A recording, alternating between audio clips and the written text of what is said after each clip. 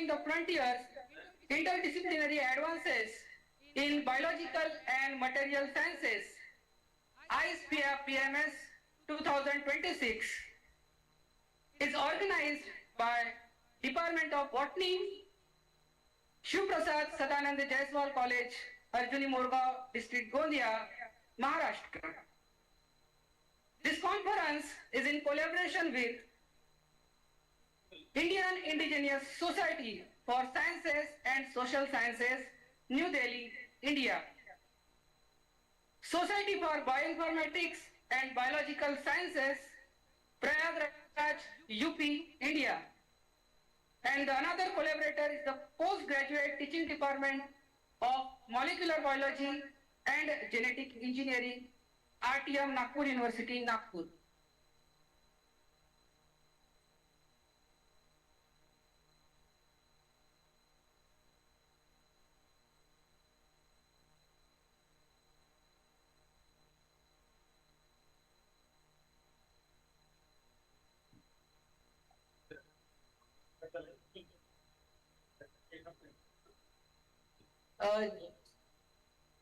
All the students who are present backside, please come on the front because the sofa chairs are vacant and the delegates are today in less quantities. So please, students should have to occupy the front seats on sofa also. No worry. Please come front. So after the lighting of lamp, I request all the respected chairperson and our guests to have their chairs on the dais.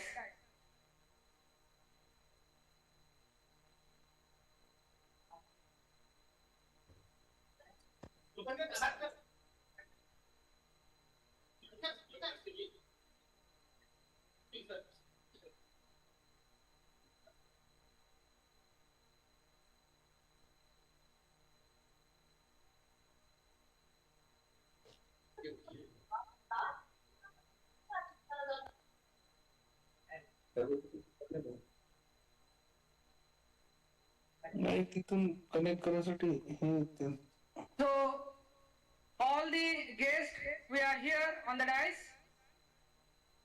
Respected chairperson, esteemed faculty, distinguished delegates, research scholar, all participants, students, and ladies and gentlemen, a very good morning to all of you. I, Dr. Yatriji Bhagat, is the host for today's international conference. I welcome you all on behalf of Department of Botany, Shiv Prasad Sadanand Jaiswal College, Arjuni Morgaon District, Gondia, Maharashtra. First of all, I pay tribute to the great saint Rashtrasant Tukaji Maharaj and our visionary founder, late Shri Shiv Prasad Ji Jaiswal. Well said by the Sally. Science is a fun. Science is a curiosity. We all have natural curiosity. It's posing questions and coming up with the method. It's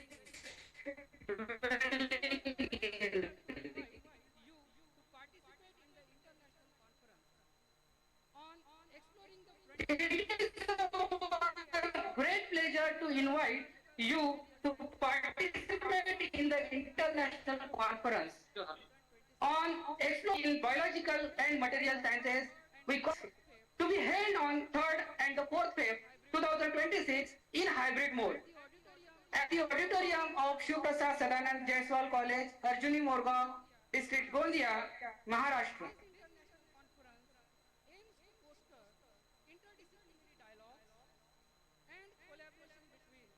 Biological sciences and material sciences.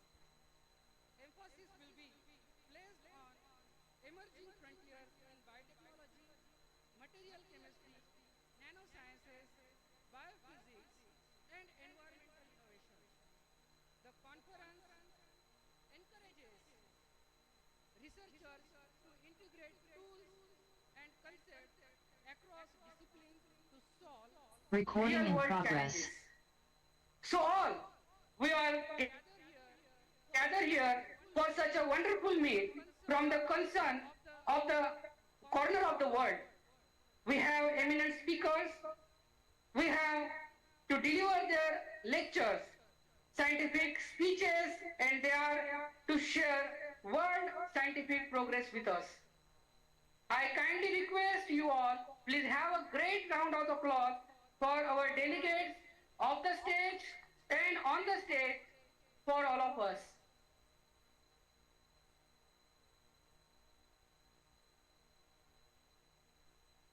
We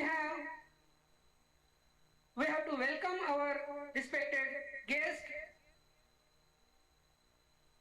Professor Sava Valvagi. They are present online to this conference. They are the head of Department of Biotechnology and Microbiology, University of Szeged, Hungary. I welcome you, sir, on behalf of Department of Botany and S.H. Jaiswal College, Arjuni, Morgaon. Welcome, sir.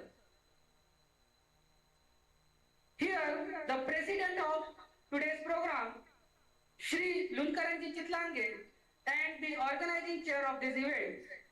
I request Dr. Dongarwar, sir, please welcome the president of today's function and organizing chair, Lunkaranji Chitlange, sir. Please. Danke, sir. Danke, sir.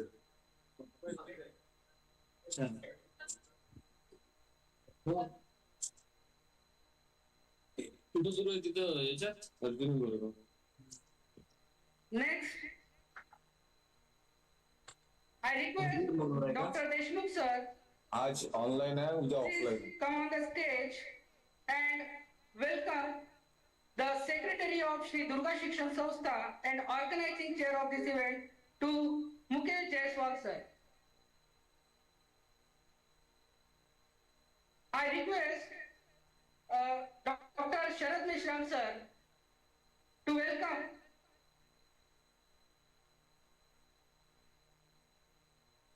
Professor Dange, sir, who are the former Board of Studies member who are present on the dais,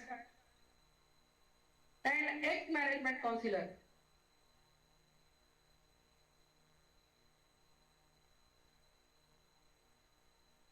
I request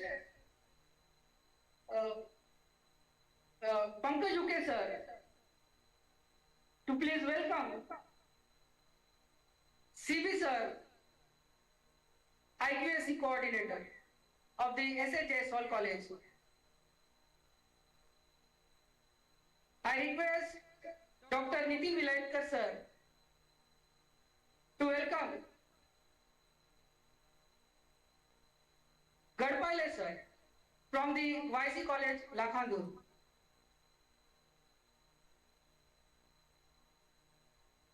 I request Dr. Ashish Kavade, sir,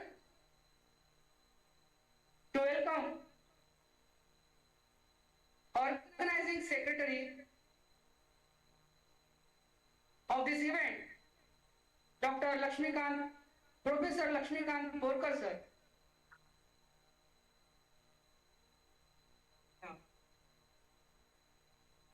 I request Mr. Rakesh, sir, to please welcome principal of our college, Professor and convener of this event, S.S. Jaiswal College, principal of S.S. Jaiswal College, Professor Ishwal Mahule, sir.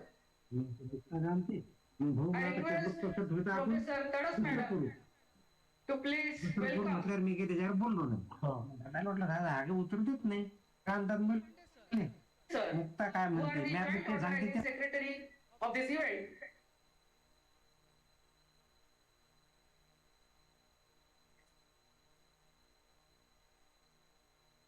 I request Vasudha madam, please come on the stage to welcome with the floral bouquet of Joint Organizing Secretary Ankit Nakade, sir.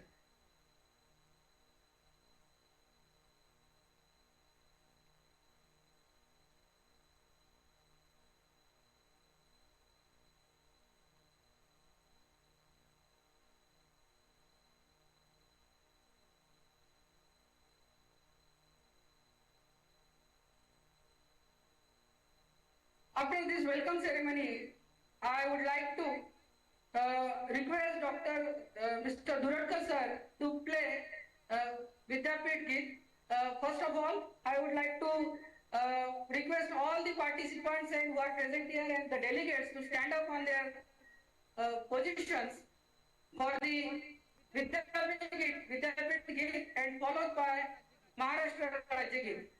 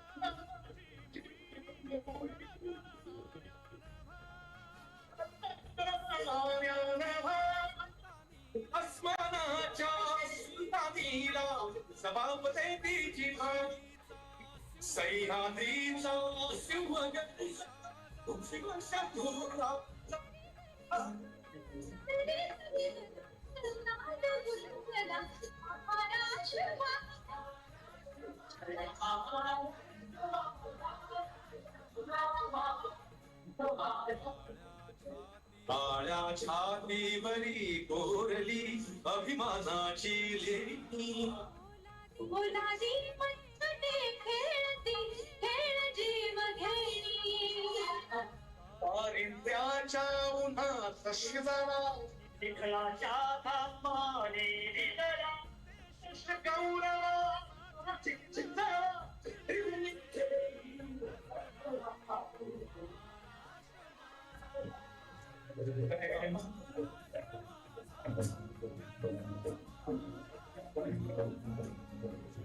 जय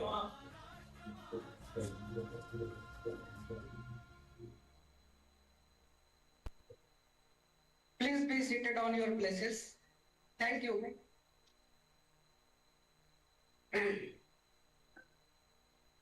We have to move this conference to the further event. The scientist is not a person who gives the right answer. He is one who asks the right question.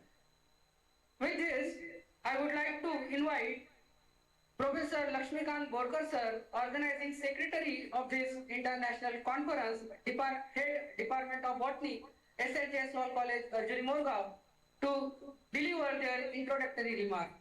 Please, sir.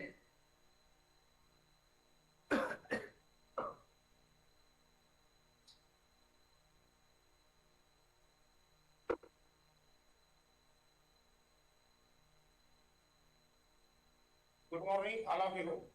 First, my tribute to Rashtrasanta Tukadoji Maharaj and visionary founder, late Sri Shiv Prasad Ji Jaiswal, Honorable President of today's function, Sri Lunkaranji Chitlange, President of Sri Durga Shikshan Sanstha, Honorable Sri Mukeshji Jaiswal, Secretary of Sri Durga Shikshan Sanstha, Convener and Principal of this conference, and Principal of Professor and President of the IISS Indian Indigenous Society for Science and Social Sciences.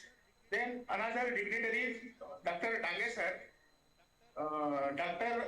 KG Sibi sir, Dr. Raju Gadpaile sir, Mr. Kailash Lokhande sir, Mr. Ankit Nagane sir, and dear participants, colleagues, and all researchers, today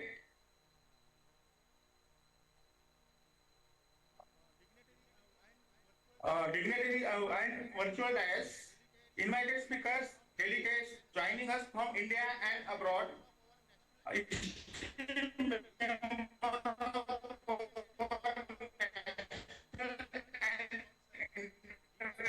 advisory committees, and all participants. Good morning, all of you, everyone. Myself, Professor Dr. Lakshmikant Jaiswal, I am organizing secretary of this conference, and I am extending to a heartfelt welcome to you and all of the international conference in the life sciences and material science.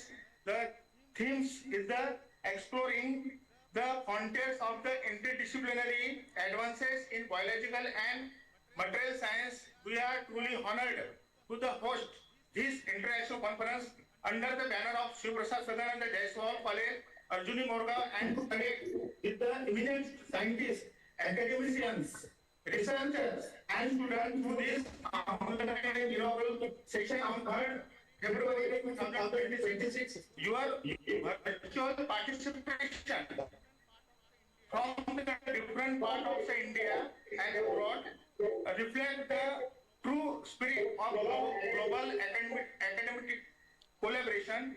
This conference is being organized in hybrid mode with the online sessions scheduled for 3rd February 2026 and the 4th, and the offline sessions and the formal inauguration to be held on the 4th February 2026 at our college campus. Over these 2 days, the conference will feature keynote lectures, invited talks, research papers, and poster presentations, and interactive discussion in the field of the life sciences, biotechnology, environmental sciences, nanotechnology, and material sciences. This international conference is being organized in the collaboration with the Indian Indigenous Society for Science and Social Science from New Delhi and Biological Sciences Society for Bioinformatics and Biological Sciences from Prayagraj, and postgraduate teaching department of the Molecular Biology and Genetic Engineering, PGDT of RTM Nagpur University, Nagpur. We sincerely acknowledge and express our deep gratitude organization for their academic support, guidance, and cooperation in organizing this conference. I also take this opportunity to express our sincere appreciating to our sponsor for their valuable financials and academic support. Their generous contribution has greatly assisted us in successfully organization this international conference in hybrid format.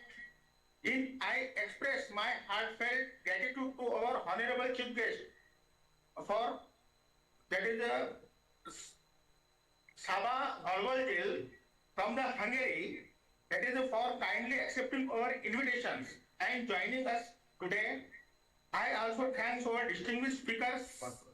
I extend my special thanks our principal respected Ishwar Mohle sirs and faculty members, organizing committee, volunteers, and students where the dedicated efforts and teamwork have made this conference possible. Dear participants, I encourage you to actively engage in the session, share your research ideas, and take full advantage of this academic platform. I sincerely hope that inspiring and fruitful for all. Once again, I warmly welcome you all to conference's grand success. Thank you very much.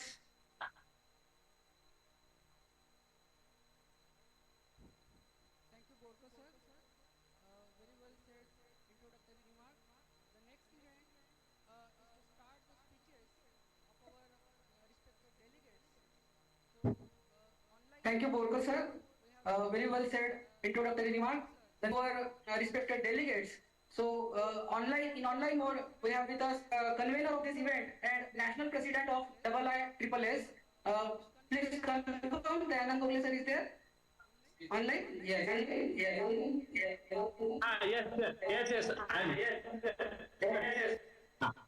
Okay. I am audible. yes, sir. You are audible. I am audible. Right. You're Okay. Please proceed, sir. Over to you. Thank you. Good morning to all, respected of the function, president of the function, honorable chief guest, esteemed professors, distinguished delegates, dear colleagues, friends, and beloved student. It is my heartfelt welcome to all of you too. This is Sadanand Jaiswal College, Arjuni Morgaon, and Indian Indigenous Society for Sciences and Social Sciences, as well as SBBS. Dear student and delegates, the aim and vision of the Indian Indigenous Society for Sciences and Social Sciences is committed to the noble mission of spreading the scientific knowledge across the society and fulfilling the scientific temperament among the farmers, students, and the general public. And here the key objective of the IISS is promotion of scientific temperament in the society. Although the modern society exclusively uses advanced technology such as a mobile phone, computer, train, aircraft, electricity, automobiles, and digital media, the acceptance and application of the scientific thinking is daily life remains limited. This disconnect often results in unscientific social behavior and leading to unemployment, farmer distress and suicide, hunger, and other socio-economic challenges. And so here the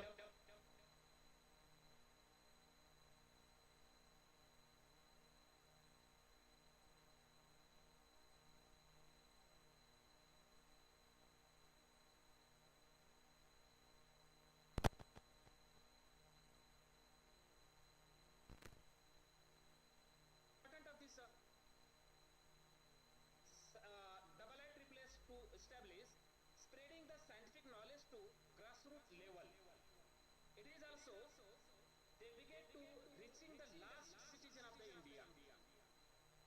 Very important here, and especially in rural, tribal, and undeveloped region. By this organizing international conferences, workshop, training program, awareness campaigns, and these activities are conducted at the district, taluka, and village level, where scientific intervention is most urgently needed. And so, for the part of this aim and objective of this organization, the international conferences organized with in the that is the places like the Arjuni Morgao.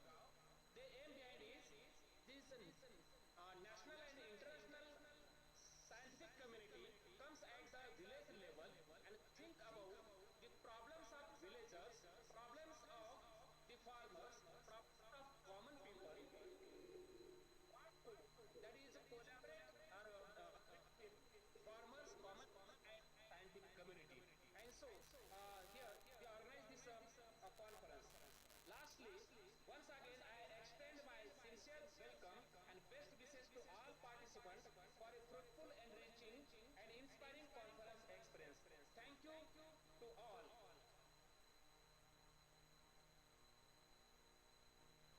Thank you, sir, for your valuable guidance.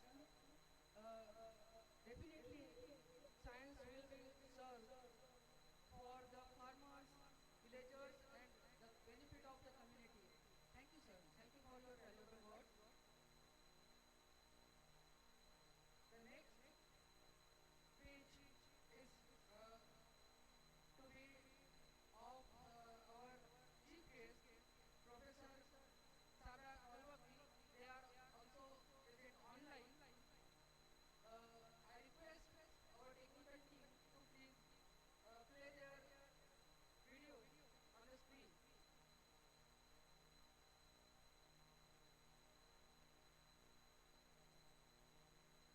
Professor Sara Kalwaki are the head of Department of Biotechnology and Microbiology, University of Pest, Hungary.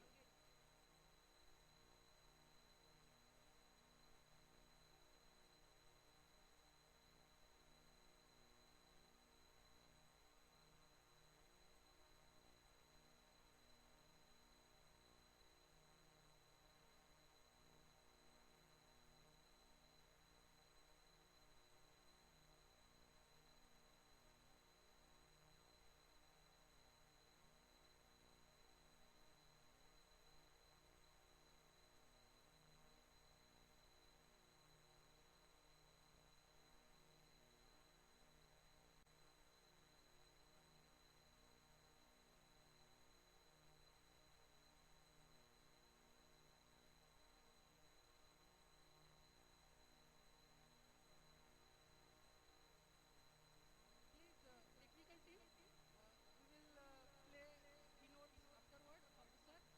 Before that, we have to take the speech of our convener of this event and the principal of S.A. Jaiswal College, Professor Ishwar Mourya sir.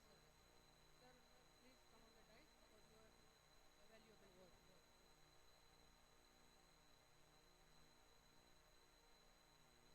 pay my tribute to ब्रह्मलीन वंदनीय राष्ट्रसंत तुकडोजी महाराज, श्रद्धेय शिवप्रसादजी Jaiswal, who is founder of our Shri Durga Shikshan Sanstha in 1985, along with his visionary friends, to provide the higher education to the students from this rural, tribal,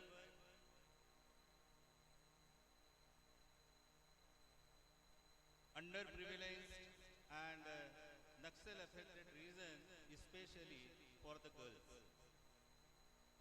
Honorable Chairperson of this inaugural ceremony of International Conference, Honorable Shri Lunagaranji Chitlange sir, Honorable inaugurator of this conference, on this online platform, Professor Saba Vogelgai from Hungary, Chief guest of this function, Honorable Shri Mukesh Jaiswal, Honorable Secretary of the Durga Shikshan Sanstha and one of the organizing chair, Honorable Dr. Manali Shirsagar Madam, the Vice Chancellor of our Rashtra Sant Tukdoji Maharaj, Nagpur University, Nagpur, one of the convener of this international conference, Dr.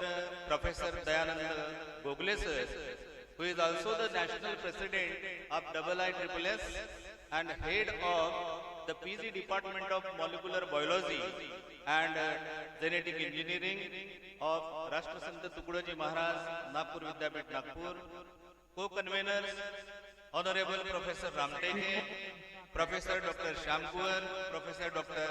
Thakre, Organizing Secretary of this conference and Head of the Department of Botany of our college, Professor Lakshmikant Borkar, the Joint Secretaries, Professor K.S. Lokhande and Professor Ankit Nagade, the dignitaries on the dais, IPSC Coordinator of our college, Dr. C.B., ex-professor and head of commerce of this college and ex-management council of the Rashtra Sant Tukdoji Maharaj, Nagpur University, Nagpur, Professor Dange sir, and special guest on the dais, Professor Jaiswal sir from IC College, Lakhandul, my dear colleagues, all dear members of local organizing committee of this international conference, all the honorable members of international and national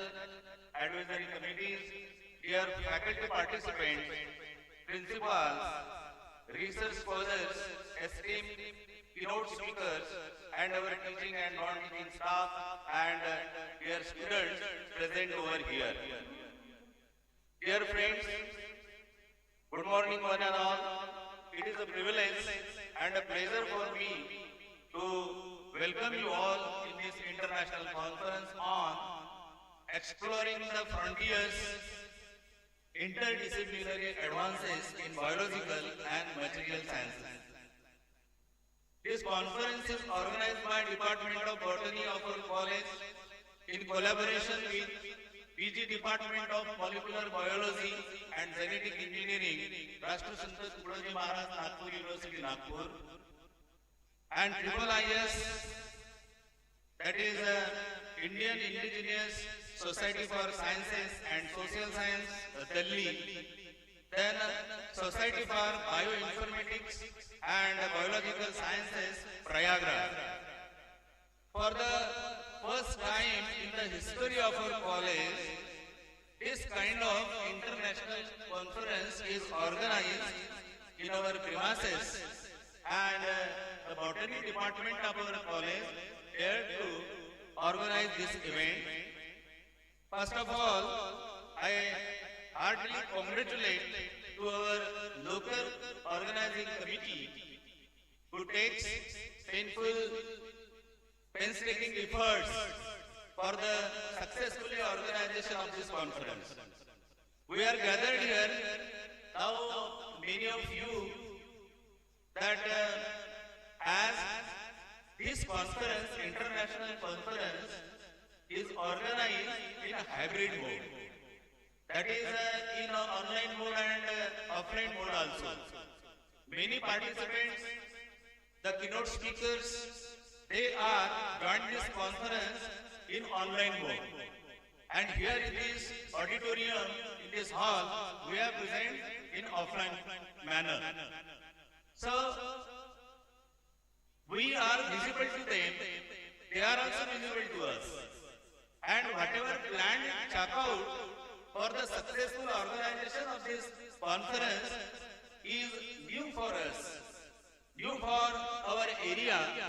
So, I request you all to get the experience or to experience this conference today and day after tomorrow also. We are gathered here at a unique moment in scientific history. Looking across the proposed academic and research deliberations of this conference, I see a capacity of expertise, that is biology, chemistry, physics, material sciences, microbiology, and so on. The participants joined through Zoom link and YouTube from various parts of the world. I would like to say, or I would like to declare, this conference is most successful because till now, till today, more than 700 participants are registered for the participation of this international conference. When I take the feedback, so since few days in the month of January and also in the month of this February or start of the February, in our Nagpur University and Botany University region, there are near about, many of them are national conferences. I think 7 conferences they are organizing in our region, in this new university.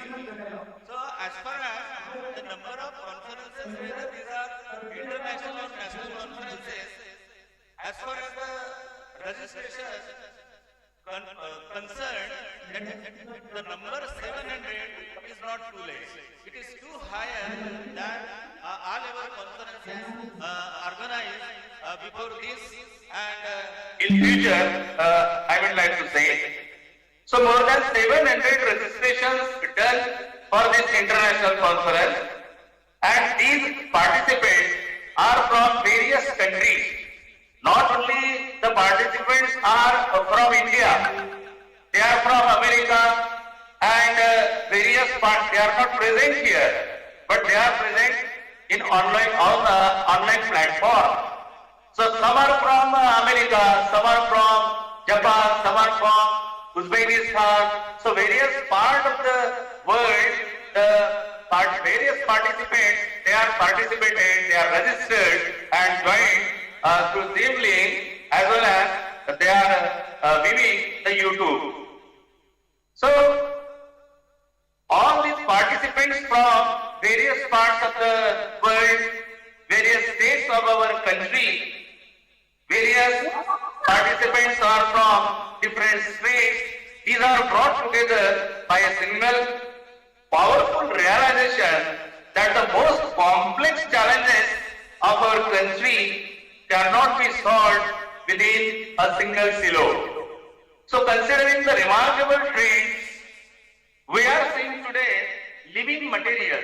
This is very important. We are seeing today the living material.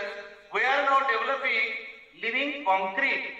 Concrete, the word you might have heard, you might have seen, concrete. घर बांधतो आपण, plaster करतो. So we are now developing living concrete that uses bacteria to heal its own cracks. A direct merger of mind evolved into new materials. So none of this would be possible without tireless work of the local organizing committee team. So I also want to thank our visionary management authorities for their commitment and constant support. To our keynote speakers, Professor Dilfuza Madam, she will come over here in our premises on tomorrow. She is arrived already at Nagpur. Then Professor Hassan sir, Dr. Sagar sir, and Vice Chancellor from Karnataka, Professor Alur sir, all they are arrived at Nagpur and they will be present here on tomorrow. So all these dignitaries, the resource persons, they are all of international standards. They will come here. I would like to say special Dr. Sagar. He is Bollywood lyricist. He is famous Bollywood lyricist. So We have to learn from them their visions about the scientific achievements, interdisciplinary scientific achievements in the recent scenario on tomorrow. So it is unfortunate for us that Professor Yuxin Miao, he was from US, America. So he didn't possible to reach here because of some technical reasons, some technical difficulties that his visa did not clear till the time. So as we begin, do not just attend the sessions in your own field. This is not because of, this is not for you, for all the participants who joined on this online platform. So as we begin, do not just attend the session in your own field. If you are biologist, then listen the talk on the nanomaterials. If you are material scientist, physicist or chemist, then you listen the talk on biology, microbiology, botany, etc. So it is this intersection where the frontiers are truly pushed. So it is now my distinct honor to declare the International Conference on Exploring the Frontiers, Interdisciplinary Advances in Biology and Material Sciences is officially open.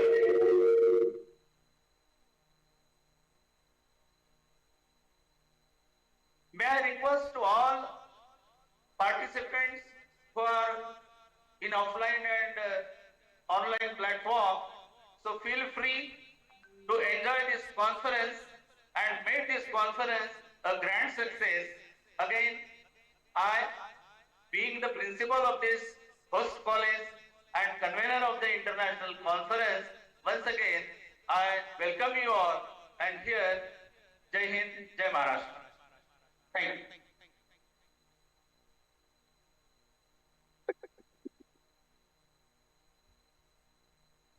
Thank you so much, sir.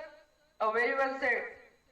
You have briefed the review of conference and greatly appreciation of organizers to success of this event and describe the achievements of registering 700 above participants to this international event, not only from the Indian country but abroad also. Thank you, sir, for your valuable speech. Now, next, I would like to request Shri Lunkaranji Jitlange sir, President of Shri Durga Shikshan Sanstha and President of this ISPF BMS 2026 and organizing chair of this event, to please give valuable remarks here.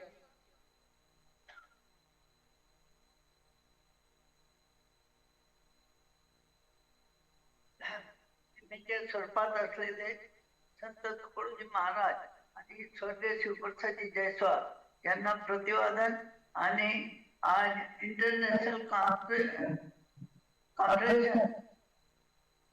Botany विभाग Shivprasad Sadanand Jaiswal college Arjuni Murgaon यांच्या वतीने हे कार्यक्रम आयोजित केलेला आहे. आपल्या भारत देशातील लोक या कॉन्फरन्स मध्ये सहभागी झाले आहेत. आपल्या मंचावर बसलेले आमच्या secretary Mukeshji Jaiswal, principal Morle sir आणि Dande sir, Nagare sir, Borkar sir, CP sir, Lokhande sir आणि लाखांतून आलेले व्यवहारे सर, गडपायले सर, त्याचप्रमाणे प्राध्यापक वर्ग, विद्यार्थी मित्रांनो, आज 3 आणि 4 ह्या 2 दिवसाचा कार्यक्रम आपल्या इथं साजरा होत आहे. याबद्दल सर्वांनी उपस्थित दाखवली. धन्यवाद. जय Hind.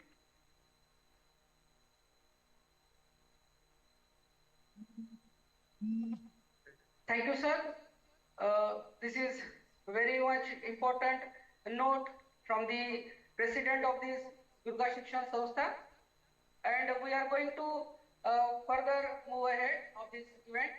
I would like to request Dr. Amol Shamkor sir to please introduce the chief guest of today's event, Professor Saba Bagwalvi.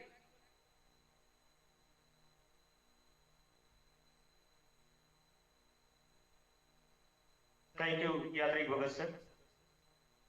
Respected chairman of this international conference, Shri Lonkaranji Chitlange sir, President Shri Durga Shikshan Sanstha Arjuni More, Maharashtra, India. Respected dignitaries on the dais, esteemed faculty members, dear researchers, scholars, and students, ladies and gentlemen, present physically and virtually. A very good morning to all. I, Dr. Amol Shamkor, Associate Professor, Department of Microbiology, SC Jaiswal College, is would like to one and all in this ICE FIA BAMS 2026.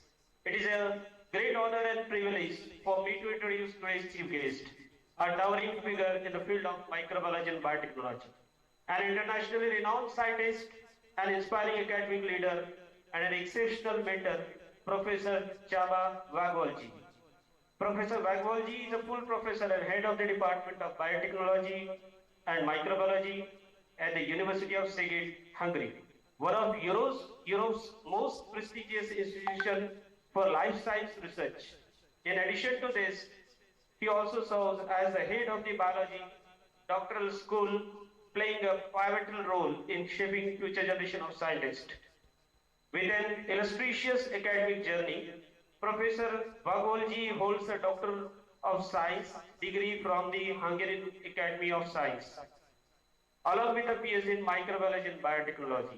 His scholarly excellence is reflected in his over 300 high-quality scientific publications, an impressive citation count exceeding 23,000, and an H-index of more than 70. Making him as one of the most influential researchers in fungal biology worldwide. His research contributions span across fungal genetics, molecular biology, functional genomics, environmental microbiology, and industrial mycology, with particular emphasis on filamentous fungi and aspergillus species. His pioneering work in fungal phylogenetics, secondary metabolites, and bioactive compound discovery has significantly advanced both fundamental science and applied biotechnology. Professor Bagwalji is also a highly cited researcher, an internationally recognized authority, and a frequent keynote and plenary speaker at leading global scientific conferences. He has successfully supervised over 30 PhD scholars and more than 60 PG students. Many of them now hold prominent academic and research positions worldwide. Beyond research and training, he has led numerous national and international funded projects, collaborated extensively with institutions across Europe, the USA, and Asia, and contributed actively to editorial boards of leading scientific journals. His work also translated into innovation through patents and. Ladies and gentlemen, Professor Chaba Bagwalji is not only an outstanding scientist, but also a visionary academic leader. Robert A. Hillen says, everything is theoretically impossible until it is done. Record in progress. Let's have a his visionary demonstration.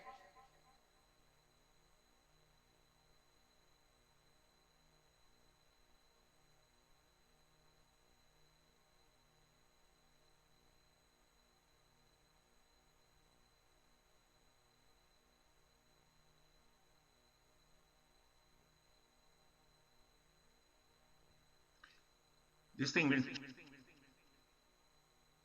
Chair, respected members of the organizing committee and dear colleagues, good day. It's a true honor to be invited to this conference, and I would like to express my sincere gratitude to the organizers for this kind of opportunity and for bringing together such an excellent international scientific program.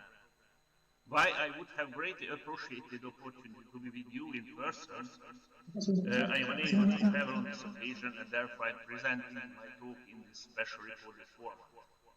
My name is Jaiswal from the University of Szeged, Hungary.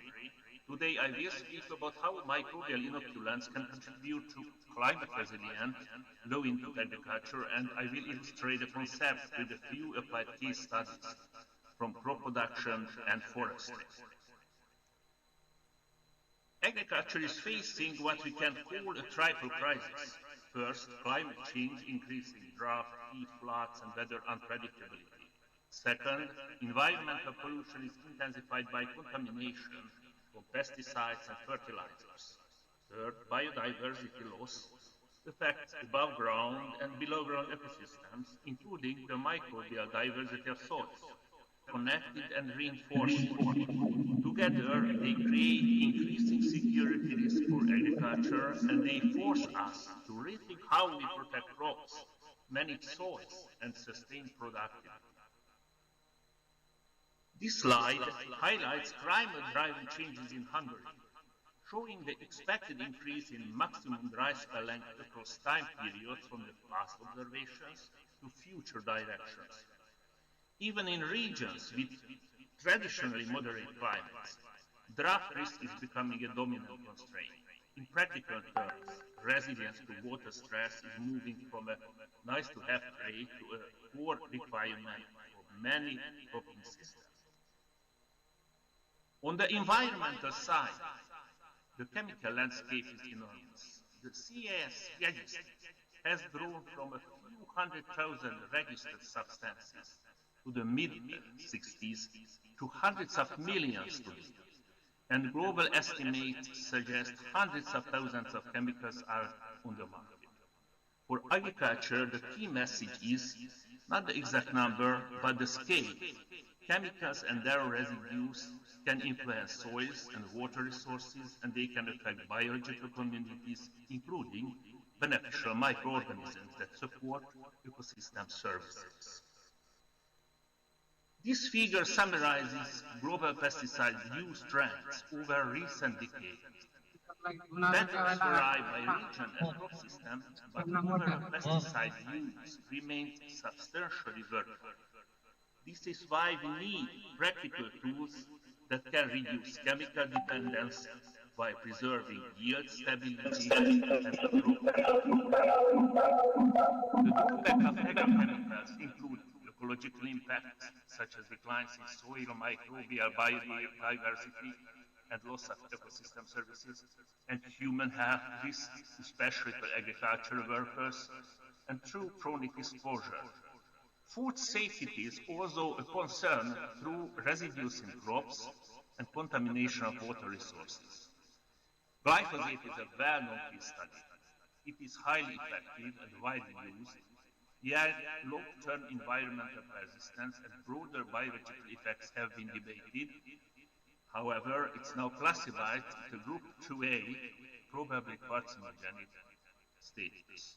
Altogether, this motivates approaches that can reduce chemical inputs and support more resilient production. Biodiversity dimensions is also severe. There is an assessment that about 1 million species are at risk of extinction. In agriculture, major drivers include habitat loss through land conversion, monocultures replacing diversity of ecosystems, and the overuse of fertilizers and pesticides, which can suppress soil microbial communities. Soil microbial diversity is especially critical because it underpins nutrient cycling and plant health. Declining diversity often means less resilience against pathogens and biotic stresses. So, the triple crisis requires integrated, sustainable solutions. One key concept is so-called regenerative agriculture, which aims to protect and restore the biological quality of agricultural soils. In this context, microbiology driven agriculture offers multifunctional green technologies, and microbial inoculants are one of the most practical cornerstones. A microbial inoculant is a product containing beneficial microorganisms and or their metabolites. It can be applied as a soil inoculant or as a foliar product or as a seed or seedling pre-treatment. Its main functions include pathogen suppression, plant growth promotion, and enhanced stress tolerance. In some cases, microbial products can also contribute to bioremediation, for example, by supporting xenobiotic degradation in the soil. Developing an inoculant is a pipeline, not a single step. It starts with sampling from agriculture and or forest areas, soil or plant materials. Next comes species level identification with molecular methods and deposition into microbial culture collections. Then we perform detailed ecophysiological and functional characterization, followed by a comprehensive risk assessment. Finally, field testing and validation are essential because real-world performance and stability under field variability are often the main bottlenecks. In characterization, we test key ecophysiological traits, for example, pH tolerance, temperature tolerance, water activity, similar stress-relevant parameters. We also examine the effects of pesticides and heavy metals because inoculants must function in realistic integrated pest management environments. We screen plant growth promoting traits such as indolacetic acid production, siderophore production, and nutrient mobilization, for example, straw degradation or phosphorus solubilization. We also run confrontation assays to select isolates effective against plant pathogens, and we work to understand the mechanisms behind growth promotion and or pathogen suppression. Biosafety is critical. Burkholderia cepacia is a classic example. It was once applied in agriculture as a promising biocontrol agent and was really effective against plant pathogens, especially fungi. However, it was later recognized as an opportunistic human pathogen and can cause severe after lethal infection in cystic fibrosis patients. So, efficacy alone is never enough. Any development program must include strain level identification, biosafety screening, and the risk assessment alongside performance testing. Trichoderm species are among the most widely used fungal biocontrol agents in agriculture. However, even within these genes, species that are used as bioinoculants in crop production. The mushroom icon marks species known as pests in industrial mushroom cultivation, and the red cross highlights species that have been reported as opportunistic human pathogens. As you can see, these categories are overlapped, which is why strain level identification and the risk assessment are essential alongside efficiency. Let me move to case studies. The first is diverse range of bioactive metabolites. We perform detailed characterization such as temperature tolerance, pH dependence, and testing resilience to stress factors including drought and pesticides. We evaluated plant growth promoting properties, for example, indolacetic acid, siderophore production, phosphorus solubilization capacity, and biocontrol potential. Based on combined performance, we selected the Bacillus licheniformis isolate with outstanding properties. The field experiment was conducted on alkaline soil, alkaline sandy soil, with pH around 8.1 and low humus concentration, availability and water retention, so they provide a useful stress test environment to evaluate whether a microbial treatment delivers consistent benefit. Here you see the control compared with a microbial treatment using our CMC strain. The take-home message is straightforward. Under these limiting soil conditions, the treated plots show clearly improved productivity and plant performance compared to control. In this trial, treatment 3, that means soaking plus 2 foliar treatments, resulted in a statistically significant yield increase compared with the control.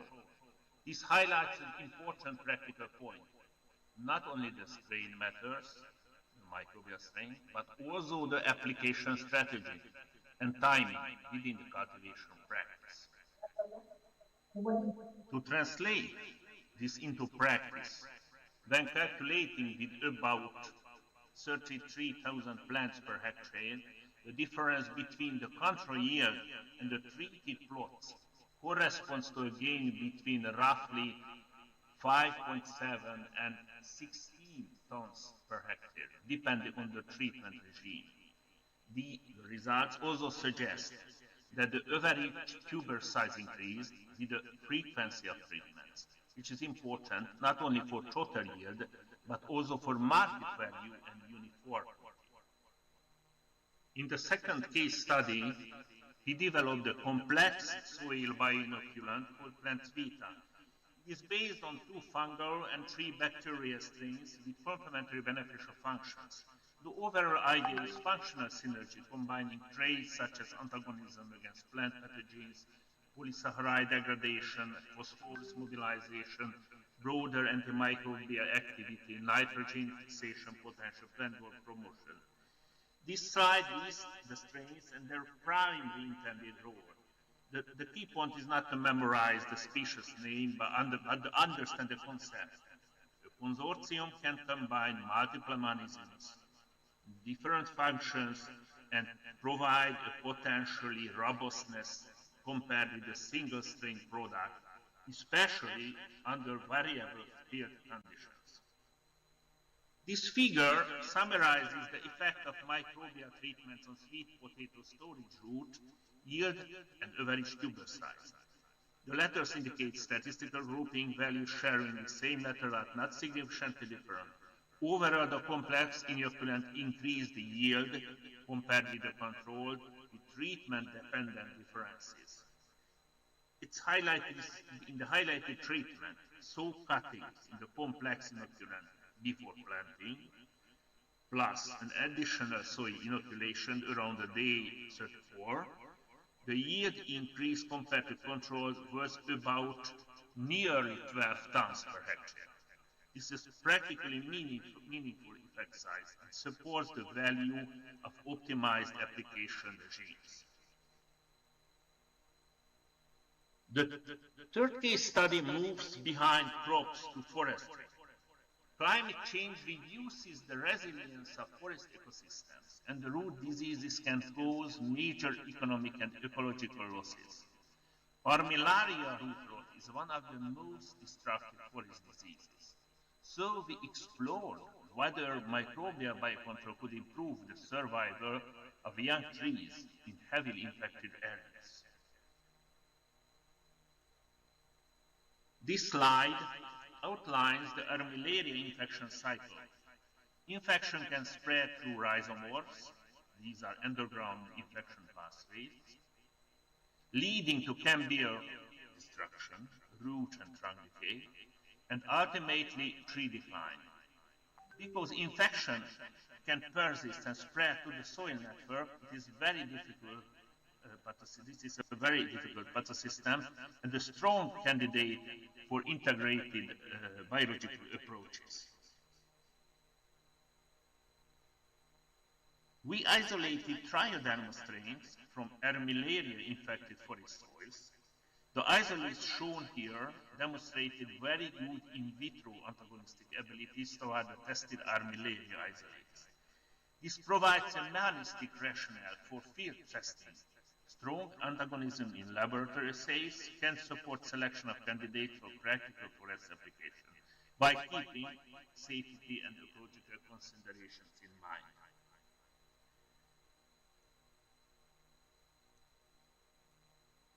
Here you see survival of trichoderma treated and controlled trees 6 months after planting. In this field experiment, 30 oak seedlings received root treatment before planting using a Canidia suspension. The treated group showed increased survival compared to control.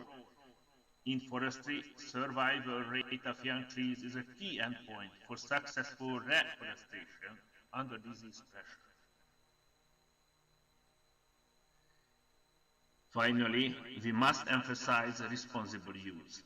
Even beneficial microorganisms can have adverse effects. They may harm plants under some conditions, impair other useful microorganisms or biocontrol agents, play pathogenic roles in other trophic systems, or in rare cases, be opportunistic pathogens of humans. Therefore, implementation requires strain level safety screening, monitoring, and alignment with regulatory frameworks alongside efficiency testing.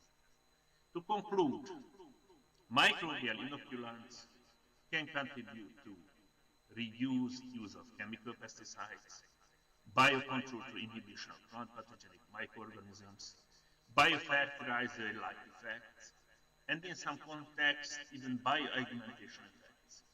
When supported by transparent safety assessment and clear ergonomic value, they can also achieve positive public perception. Overall, microbial inoculants are a practical component of integrated, sustainable strategies to address climate stress, chemical input pressures, and biodiversity decline. Finally, thank you very much for your kind attention. I'm really grateful to acknowledge the support of collaborators and funding listed on this slide. Thank you again, and goodbye.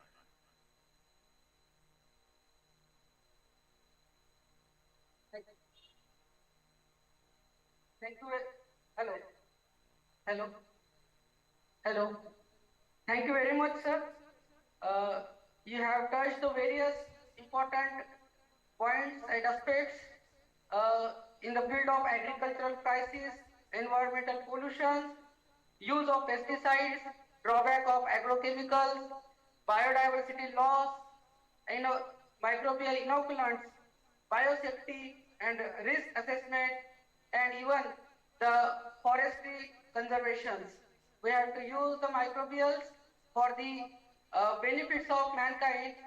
This is the valuable remark from your side. Thank you, sir. Thank you so much.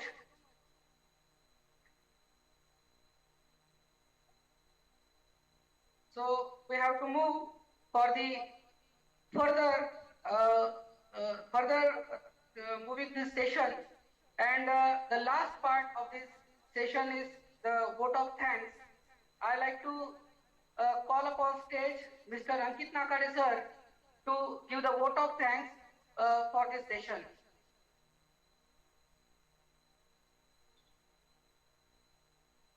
Thank you, Bhagat sir. Good afternoon, everyone. It is my great honor and privilege to propose the vote of thanks on this memorable occasion of the International Conference on Exploring the Frontiers, Interdisciplinary Advances in Biological and Material Sciences 2026.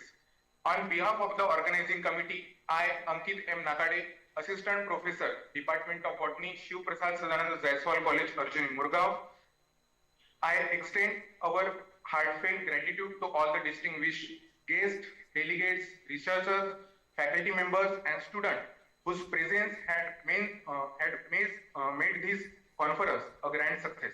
First and foremost, we express our sincere thanks to our chief guest, Professor Saba Volvokji, Department of Biotechnology and Microbiology, University of Szeged, Hungary, who joined us online and shared his valuable insights and international perspective.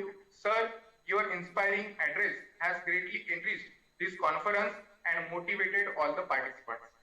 I extend special thanks to our respected organizing chair and president, Shri Lunkaranji Chitlange, whose constant guidance, leadership and encouragement have been backbone of this event. Our sincere appreciation to Shri Mukesh Jaiswal, organizing chair, for his dedicated support and continuous effort in planning and coordination.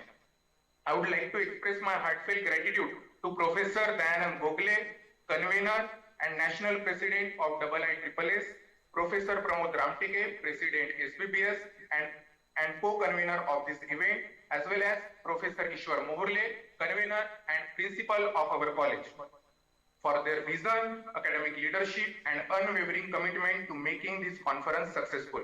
My special thanks to Professor Lakshmikant Borkar, organizing secretary ISPA BMS 2026, for his meticulous planning, coordination and tireless hard work behind the scenes. I sincerely thank Professor Yatrik Bhagat for his excellent anchoring and conducting the program smoothly. We are deeply grateful to Dr. Amol Shankar for the warm and insightful introduction of our chief guest. A word of appreciation goes to our teaching, non-teaching staff, as well as all the contributing teachers, sponsors, collaborators, volunteers, and technical team, as well as students whose sincere efforts ensured the smooth execution. Finally, I thank each and every attendee for your active participation, enthusiasm, and cooperation that truly brought life to this conference. Let us carry forward the knowledge, ideas, and collaborations generated here for future scientific advances. Thank you so much. Have a good day. Instruction दिला presentation साठी.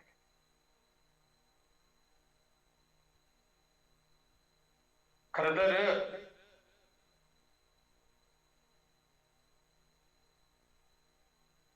आपल्या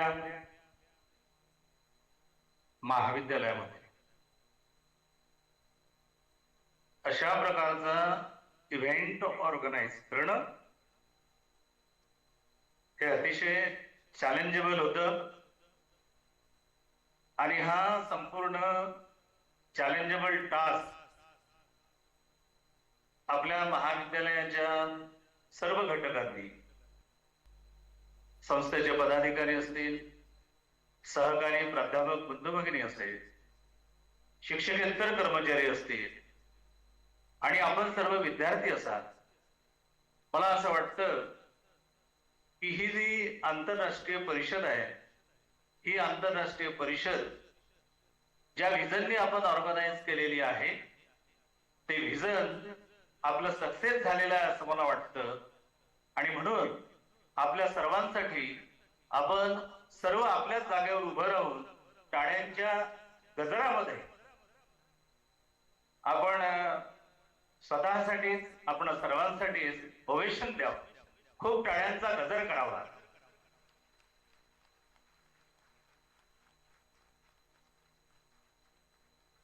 thank you.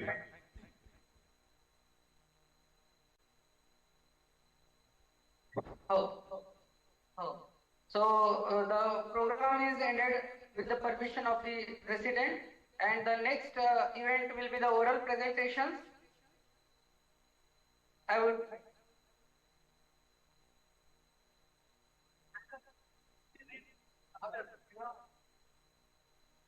the next session will be the oral presentations. Those who are present, the participants who are presenting their oral presentation online, please take a break of 15 minutes because we have to take the lunch, but don't leave the Zoom meeting.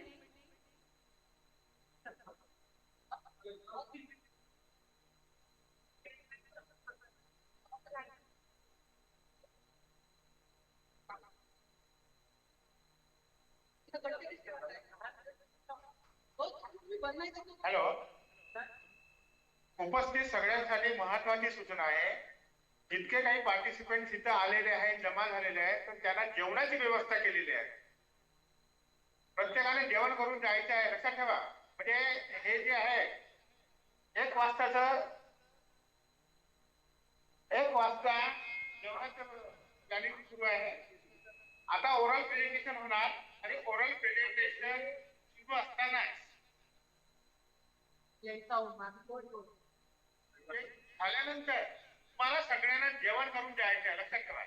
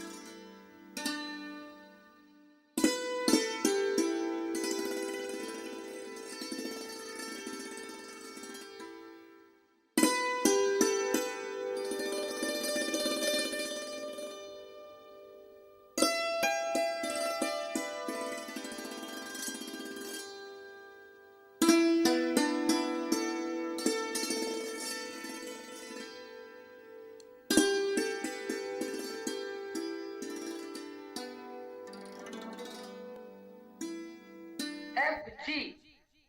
This is in the micro lab. The full form of this MBG is the molecular biology and genetic engineering. Microbiology, pharma, environmental, food science, and Geology students should have to join this room. MBG plus MEFG. In college, this virtual room is arranged in the microbiology lab, and Miss Surbi Hume Madam is a co-host for this room. The referees for these oral presentations are for the botany, Mr. Kushal Borkar sir from the MB Patel College, Sakoli. Then they should have to join the botany 1 room. Mr. Kushal Borkar sir, they have to join botany 1 room in main session. In main session, you have to be there because the botany 1 participants do not have to go in the breakout room. They should have to join, they should have to stick in the main session.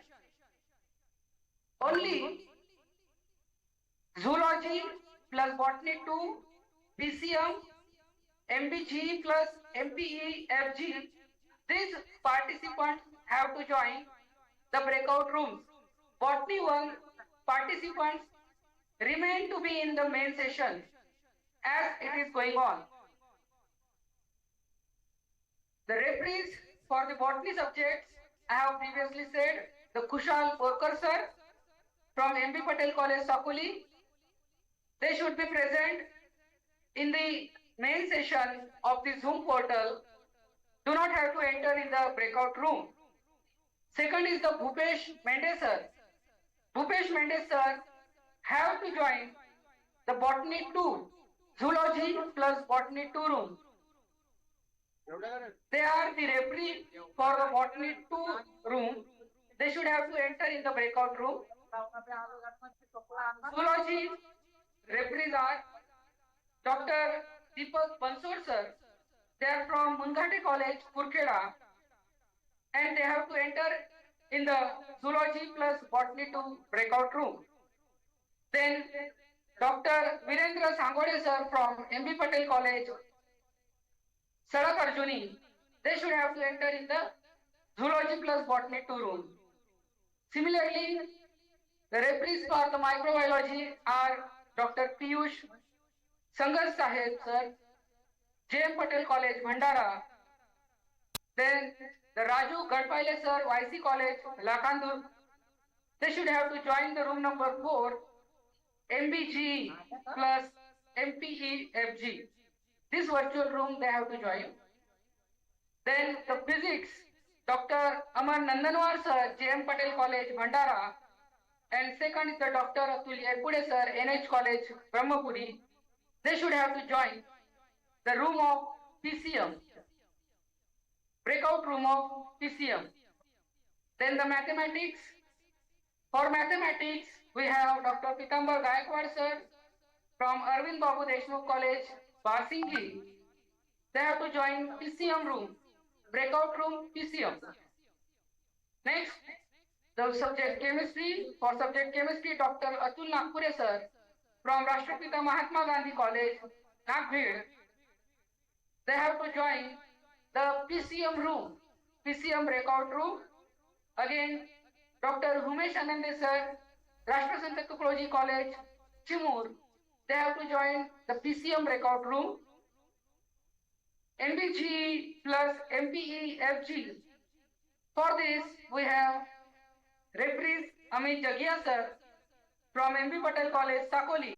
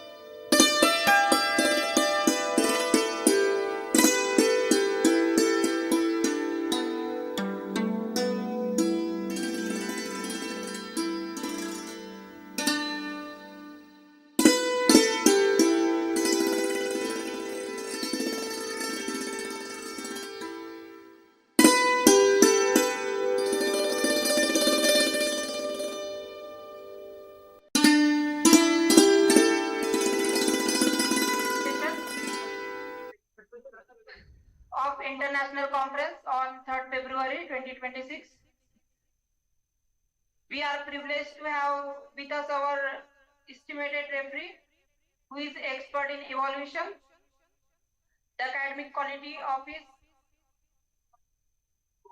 these conferences. They ensure Dr. Kushal Borkar sir. Are you there, sir? Yes. Okay.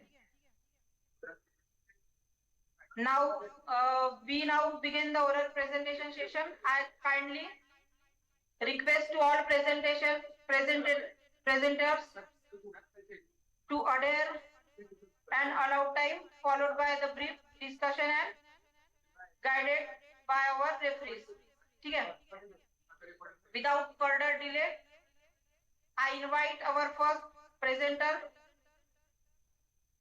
Ms. Aisha Masram and Mr. Prashant S. Zaki for Botany oral presentation. Okay. Aisha Masram present. Yes, I'm present. Yes. Am I audible, sir? Yes, you are audible. Yeah, thank you so much. Start your video. Yeah, definitely.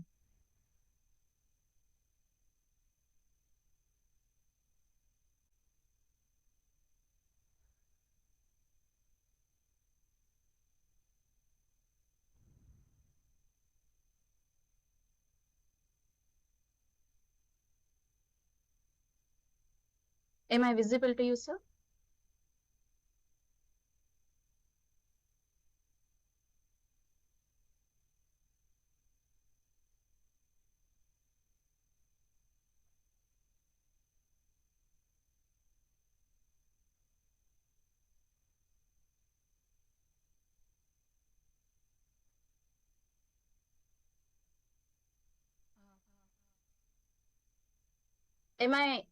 Are you visible, sir? You can start your presentation. Okay.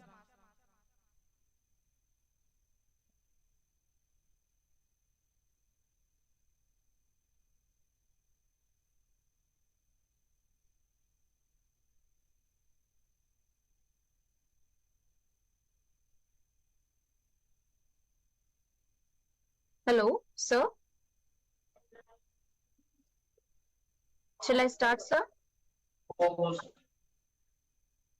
Is video visible, sir? Screen is visible, sir?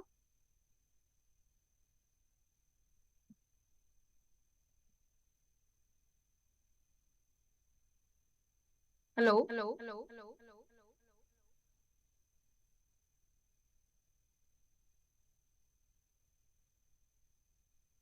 Sir, screen is visible to you, sir? Okay. Thank you so much. Very good afternoon to all dignitaries, and thank you for giving this opportunity. My name is Alisha Masram, and my oral presentation on this international platform is thank you so much for that. And my topic for oral presentation is zonal garden plants analysis, a strategic planting guide for the Nagpur Municipal Corporation. So this is my topic for the.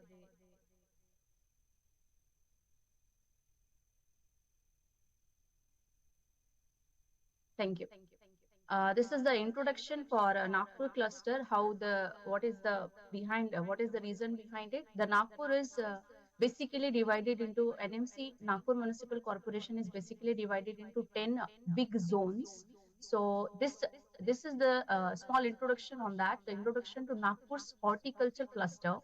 As Nagpur, Maharashtra is characterized by its black cotton soil and extreme summer temperatures. Successful gardening within the NMC limits require a zone-specific approach. The 10 zones of Nagpur can be grouped into 3 distinct horticulture clusters based on infrastructure, pollution levels, and space availability. So these Nagpur zones are categorized into 3 main belts. The number 1 is west to south. This area is particularly high space, low density, is also known as green belt, and the middle one is central east, low space, high density. It's also historic commercial core, commercial area.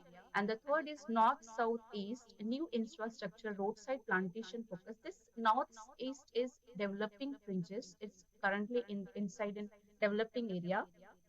Now, how I work on this, this is little the outline of methodology. You can see the graph presentation or the map presentation on the screen. This is the distribution of zones, municipal corporation, 10 zones are distributed here. I studied the NMC gardens. Digital inventory has collected by GPS camera and a compilation of the data from the study area on the and I'm presented and it's concluded in a suitable manner. Recording in progress. So this is the cluster a green heritage zone. In this zone, how many zones from Nagpur Municipal Corporation area is included? It's Lakshmi Nagar zone, zone 1. Second zone is Dharampet zone, represents green lungs of the Nagpur city. They feature large bungalows, plots, wide avenues, and public paths supporting extensive route system. So why these zones are included in green heritage zones, and some recommendations that some plants we can is suitable for this particular two zones. Number one, rain tree, Samania saman, excellent for wide avenues. Copper pod provides yellow bloom and deep shades. Nagpur Mediterranean, that also everyone knows that it's orange, very well famous here. Citrus reticulata, city signature fruit. This is royal palms, suitable for driveway linings. Third, roses, cannas, and lilies. So these are the plants that this will be very much suitable for this particular two zones, because nowadays that the pollution and the infrastructure and the high belt of the industrial, commercial, and everything. So this paper will be helpful for such things, that if we are planting such a successful succession or suitable things, that it will be very much suitable for the zone 1 and zone 2. Cluster B is the dense historic core in the Nagpur city. It's inside this cluster included zone 3. Zone 3 is Hanuman Nagar. Zone 4 is Dantoli. Gandhi Bagh is zone 6 and Satranjipura is zone 7. These are the very old places, congested areas. Space is a luxurious with gardening, often vertical potted. Already, we already know that municipal corporation area has nowadays. It's very much well famous for vertical potted. That metro cities, that pillars they are incorporated the vertical potted or confined to small strips. So these are some plants that these are suitable for the zones, that is tulsi, hibiscus, that is jasmine, snake plant. Snake plant is very good for the environmental thing, pollution thing, areca palm. The cluster C is the industrial and developing belts. It is like under developing area, industrial and developing belts. The zones included inside this cluster is Nehru Nagar zone 5, Lakadganj zone 8, Ashi Nagar zone 9, and Mangalwari zone 10. Features a mix of industrial markets, new residential colonies, and mixed use layouts are currently working in this. And developing areas like they are doing so much forestation for this. Priority is given to hardiness and dust tolerance trees for this particular cluster. So these plants will be helpful and suitable for such zones if this zone is in industrial and developing belt. So current neem, nerium, and bougainvillea, this will be very much suitable for the current zone. And bougainvillea and nerium, they are currently NMC is currently using for road dividers also. So mostly you can see Tacoma, nerium, and bougainvillea in the road dividers. NMC are already selected these plants. Now this is the format of compilation. So every zone has a number of gardens. So this is the example that how I compile the data. So you can see on the screen is Ashinagar zone 9. I've given I have shown two gardens there. Mangalwari zone 10, two gardens I have shown there. Some examples in the on the screen you can see that one, suppose one tree or one plant is there. Suppose this is not available in one garden, but another garden it is available. But this purpose of this is the one example I'm showing on the screen is Dayanand Park. This park belongs to Mangalwari zone number 10. So this you can see the distinguish that habit guard green shrub, tree, herbs. So this will be helpful for the suitable zones. This is a pie chart that regarding the percentage of how the gardens, how the NMC are using herb, shrub, trees for planting. And what is the purpose this paper categorizes garden plants recommendation for the Nagpur Municipal Corporation based on the specific urban fabrics for its 10 zones. Following table summarizes the primary characteristics and top plant recommendations for each NMC zones, offering a quick reference for strategic planting. So these are some plants for as per zone.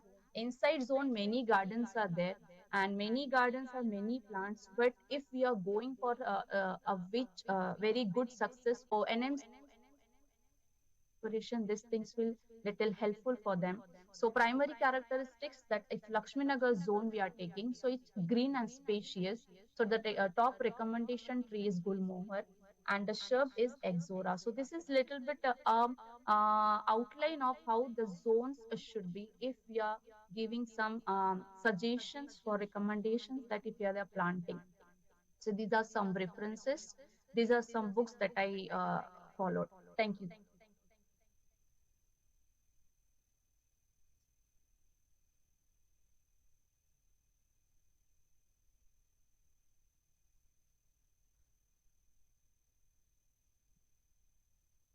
Thank you.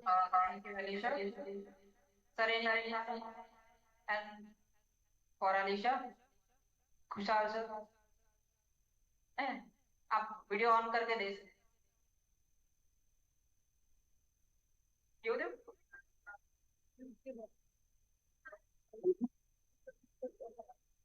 Hello. Yes, sir. Ma'am, in your presentation, you have mentioned one citrus plant. Citrus, yeah. Citrus. So is it Yeah. a garden plant planted in the Nagpur region, or you would like to recommend it for planting in the Nagpur area, Nagpur gardens? So as per what I visited in garden plants, so when I started the visiting, very primary I saw Mangalwari Nashinagar zone, they planted this plant. But if we are suggesting this plant for as per the greenery as well, so yes, I was thinking that it will be good if we are planting. Okay. Okay.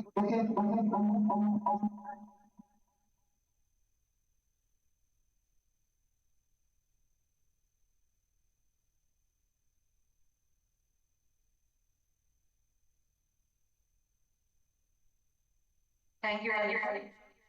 Thank you so much. Okay. The next oral presenter is Amit Jagia. Amit Jagia. Mr. Amit Jagia, present.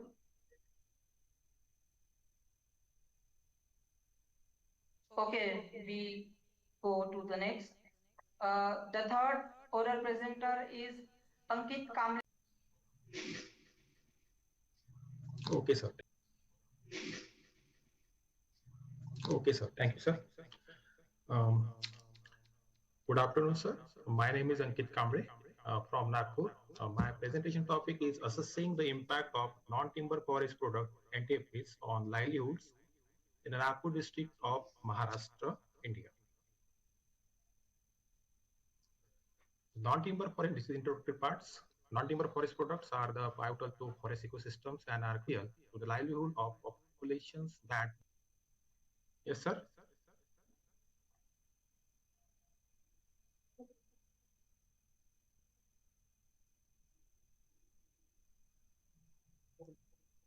Hello, sir. I am audible. Screen is not shared. I am sharing, sir.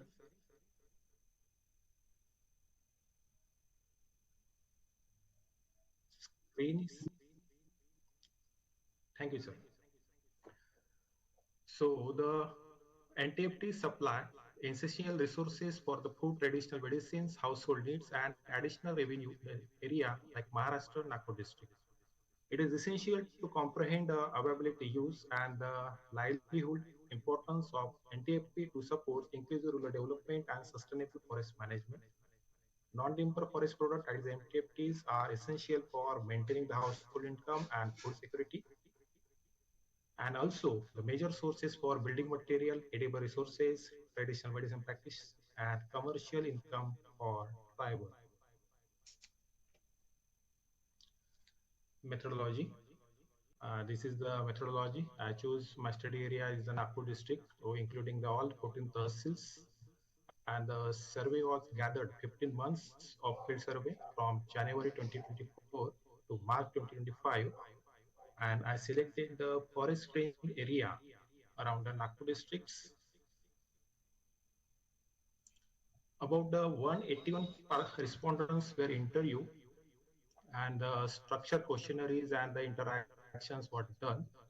In the systematic questionnaire include several topics including age, gender, education status, landholding size, community background, length of NTFT collections, categories of good collections, quantity harvested, household consumptions. These are the all the systematic questionnaires I have created, and the interactions is done with local people, local knowledgeable people, and the primary and secondary data was collected.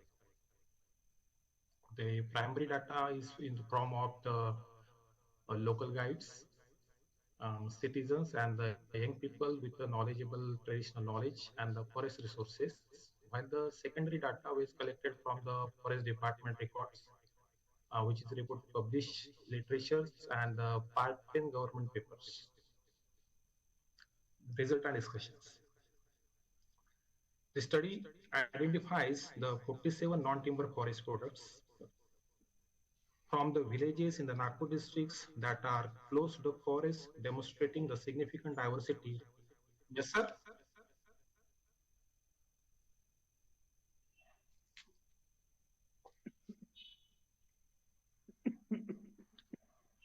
Now, sir.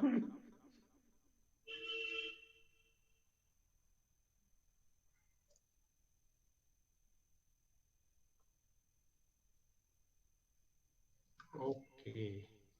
Ankit sir, let me help you. Press function plus F5.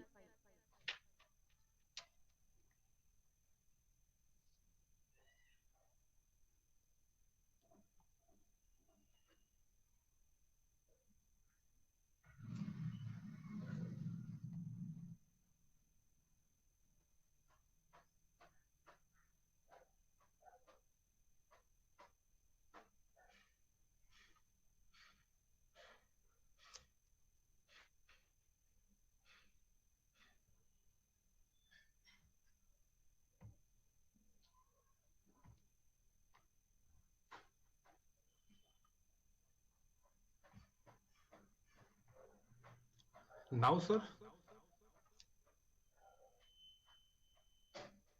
Hello.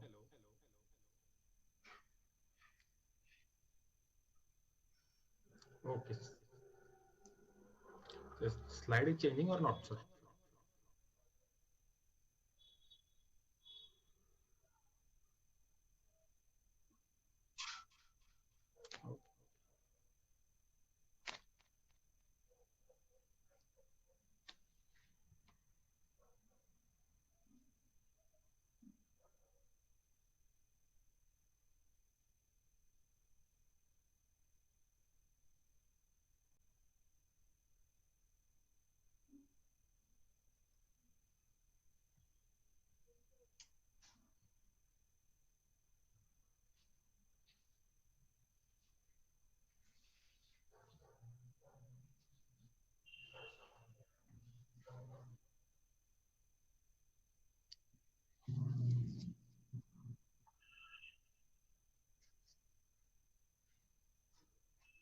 Yes, sir. Yes, sir.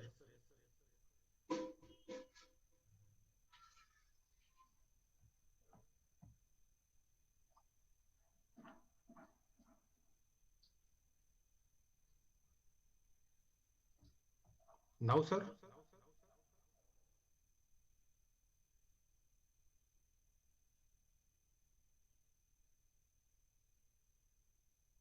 Still you are not audible.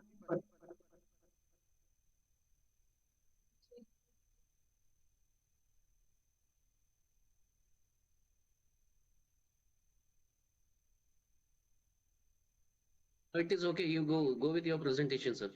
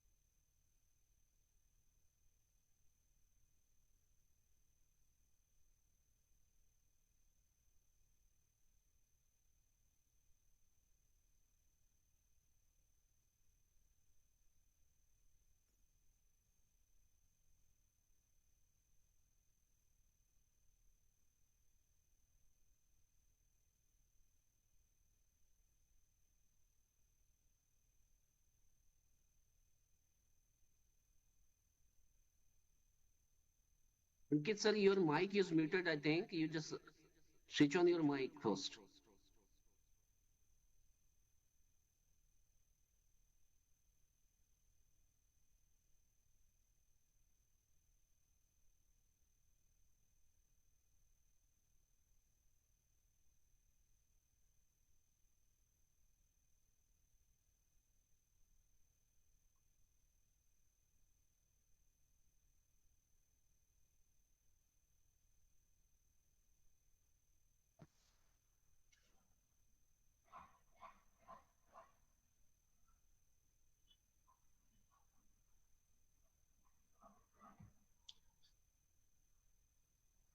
Okay, sir.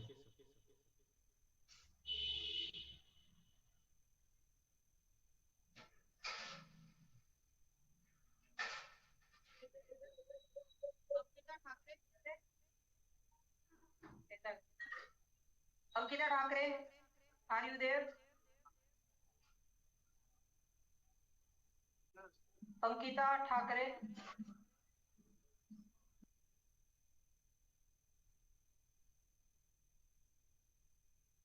Okay, you are busy. You can share your screen.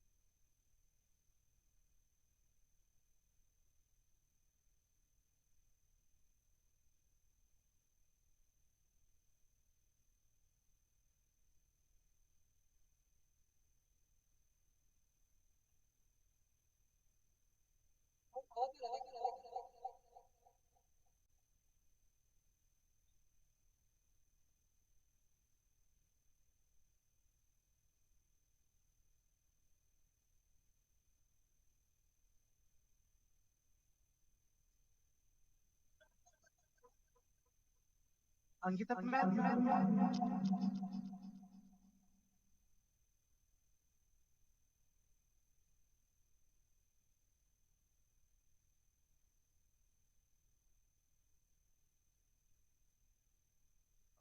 Okay, Ankita, you are not audible.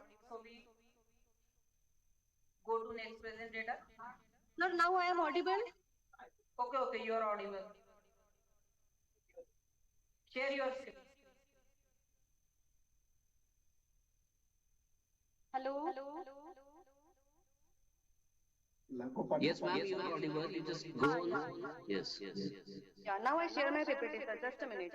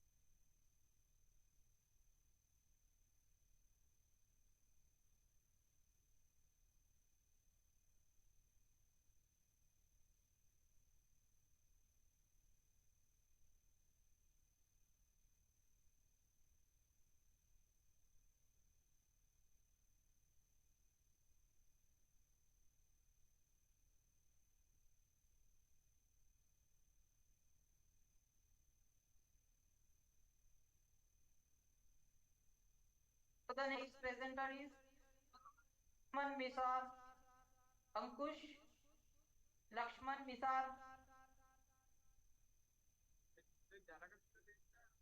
Are you there?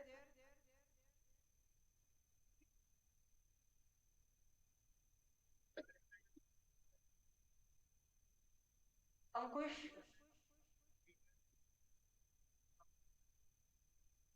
Hello. I don't know what happened, but my screen is not sharing. Okay. We are going to next presenter. Bhupendra Vilas Madavi, SR,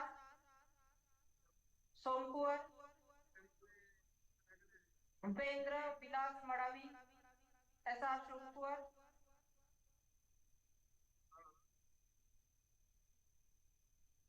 Are you there?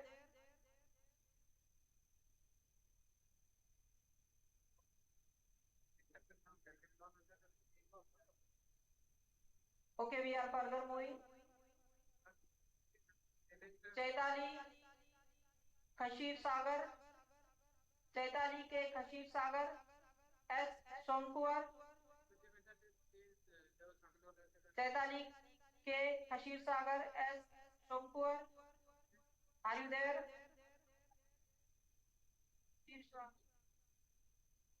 Chaitali Shirsagar. Chaitali Shirsagar. Okay, we are moving next. Chandan Sakharkar, Chandan Sakharkar, Aparna Yadav, Chandan Sakharkar, Aparna M. Yadav, are you there?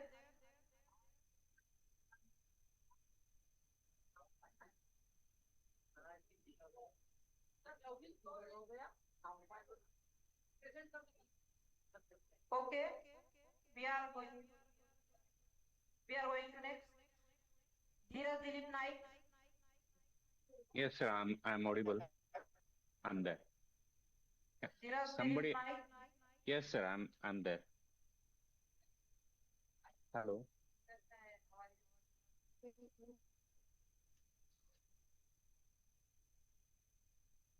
Share your somebody. screen. Oh. Dheeraj. Okay, sir.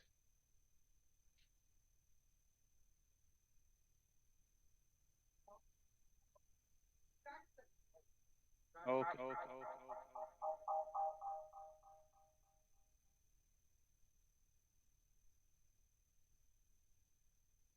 Okay, respected chairperson, distinguished participants,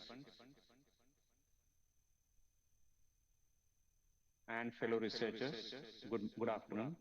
Today I am presenting my work titled as Shattering the Trade-off Illusion, Concurrent Phenotypic Plasticity and Functional Integration in Cenchrus ciliaris across drought and grazing gradient in semi-arid landscape. I am Dheeraj Naik, Assistant Professor, Department of Botany, Bajaj College of Science, Wardha.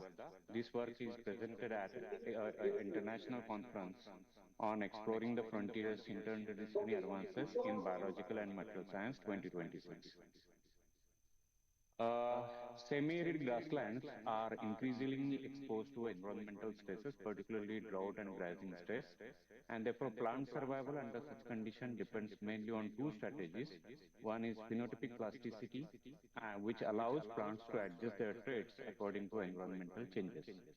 And another important trait, that is trait integration, which ensures the coordinated functioning among the plant traits. Traditionally, it is believed that strong integration among the plant traits restricts the plasticity. However, empirical evidence explains plant responses to multiple stresses simultaneously is still a limited area. Therefore, our study attempts to address the knowledge gaps. Semi-arid grasslands are increasingly exposed to drought stress. Therefore, we have selected a Cenchrus ciliaris as a study species, which is a dominant C4 perennial grass, widely distributed in semi-arid ecosystems, and the species is well known for drought tolerance and grazing resistance, making an ideal model to study plant adaptation mechanisms.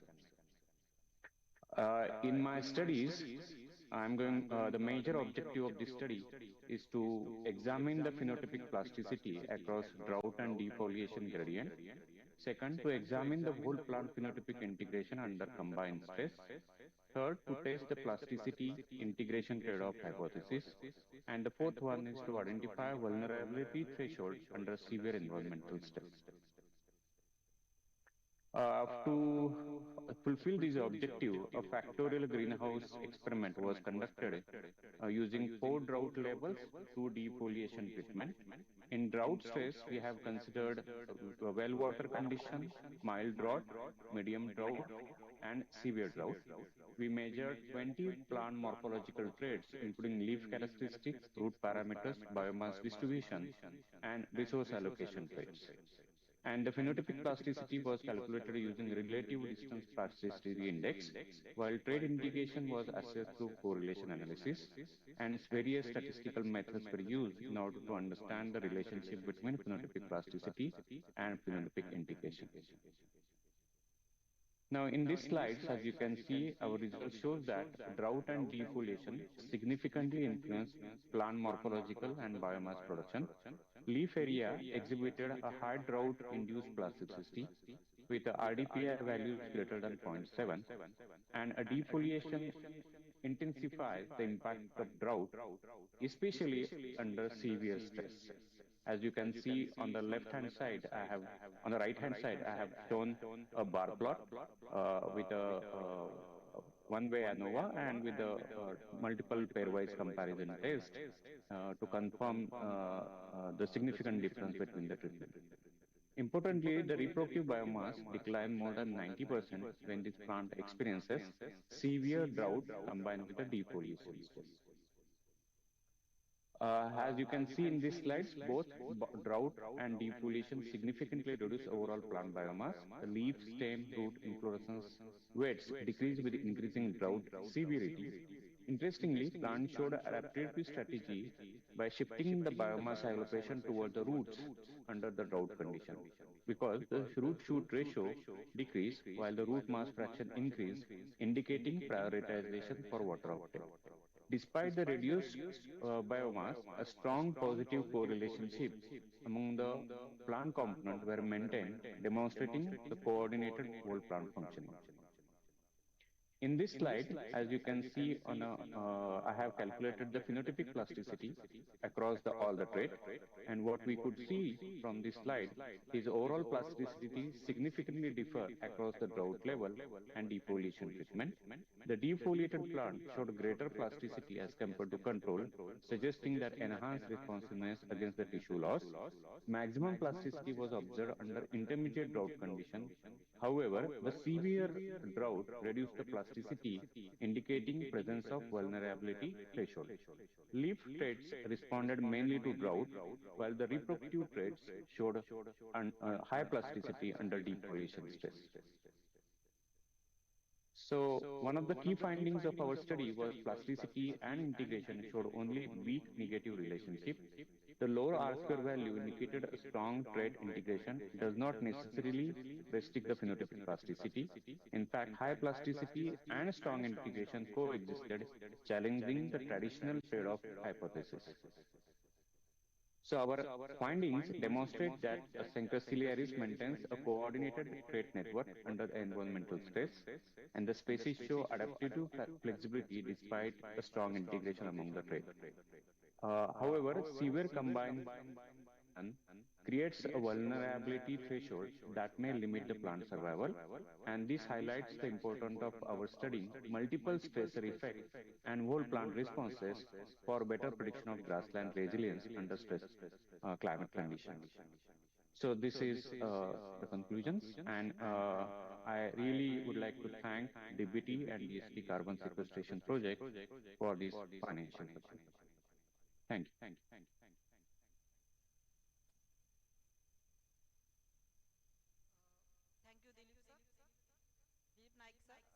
Any suggestion? Borkar sir? Hello. Very Hello, nice sir. presentation given by Dr. Dheeraj Naik sir. Sir, here are some student audiences in the hall. Can you please tell about your work, significance of your work? You have Okay. to tell about the significance of your Okay. work to the audience, Yeah. because they are Yes. just students. Okay. So, dear students, see, especially we are from Vidarbha region. I hope I am audible to all of you. Vidarbha, the Marathi meaning is Darbha. Darbha means grasses. So originally, before British came in our area to rule this region, our entire Vidarbha was a kind of a marginal, dominant grasslands were available. Now slowly, because British imposed cotton varieties to us, and therefore we converted majority of our grassland to a croplands. Now it is our duty, being a botanist, to basically identify and understand the grass species composition in all the marginal grassland, understand their survival strategy by studying whatever we have done from our studies, that is the phenotypic plasticity and phenotypic integration, to study both these physiological or rather ecological mechanisms. One requires just morphological observations and requires a little bit of statistical understanding to calculate calculate the phenotypic plasticity. And what we found from our study that Cenchrus ciliaris basically manages the survival threshold under severe grassland. So similarly, such grasses are possibly available in Vidarbhian marginal grassland, which need to be studied by all our undergraduate and postgraduate and even PhD students. Thank you. Hello. Thank you, sir. Thank you for Sir, your voice is not audible. information given for the students. Thank you, sir.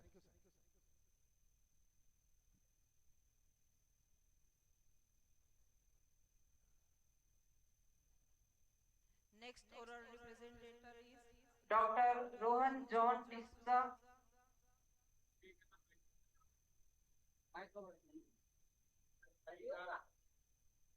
Dr. Rohan John D'Souza.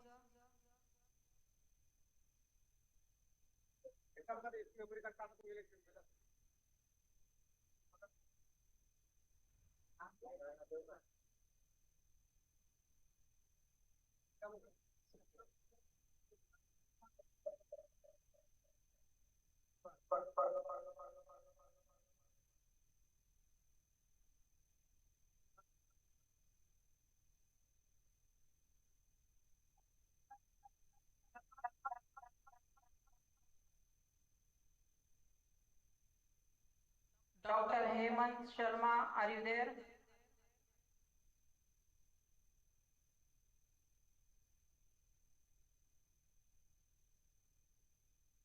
Dr. Sharma.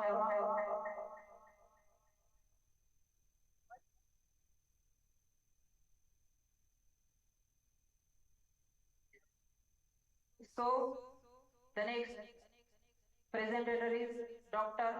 Loni Kaur. Yes, sir. Thank you, sir.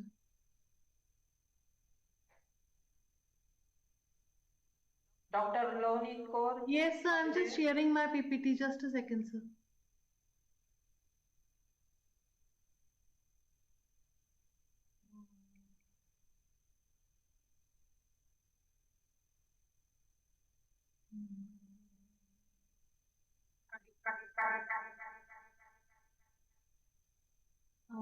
Sir, is my presentation visible?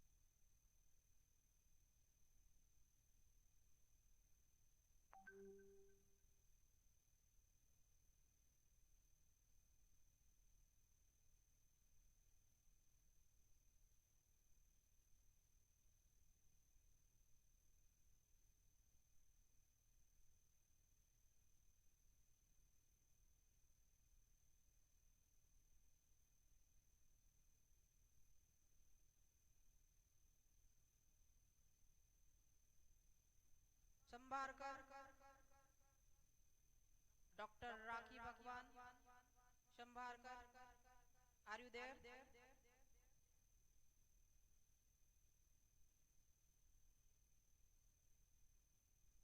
Sorry, sir, there was a network issue on my side.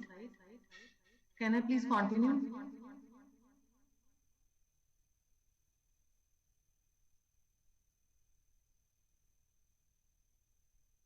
So introducing the, sorry for my side, there was an internet breakage.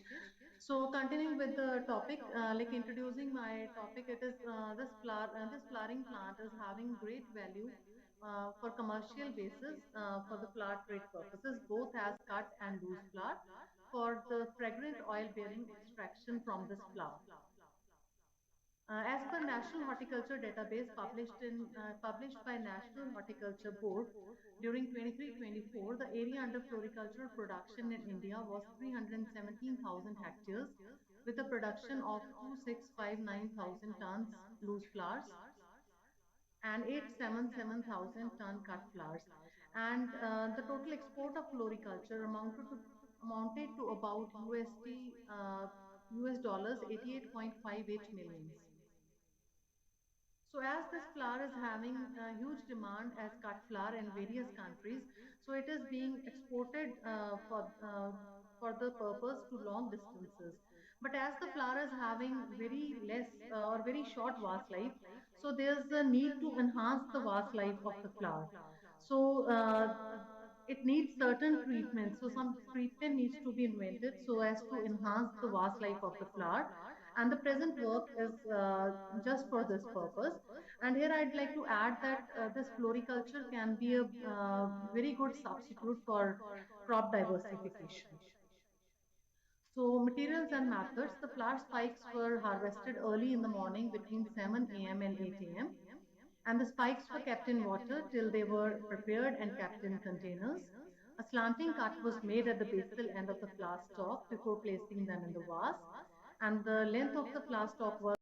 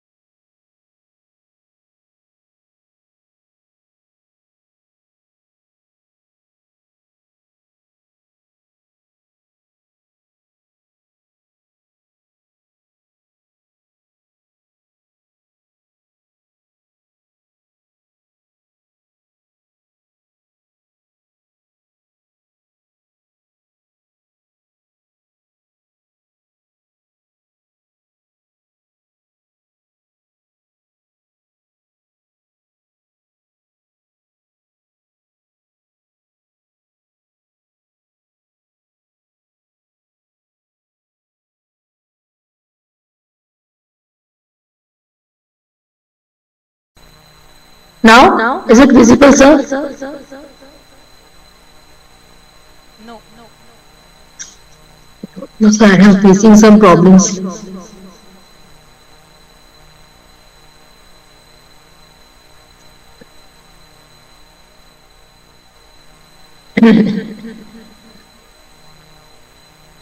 Sir, I can't share. Sorry. Share your presentation on chat box. I will try.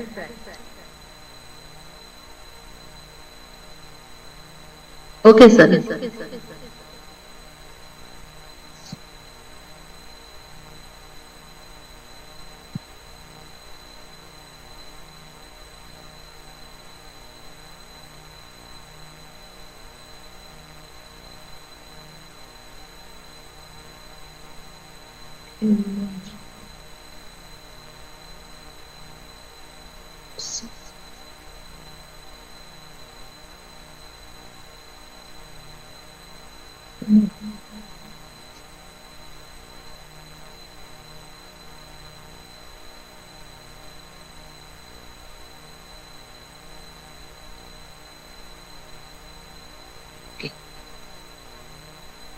Share your presentation on chat box or WhatsApp group. Yes, sir, I'm sure.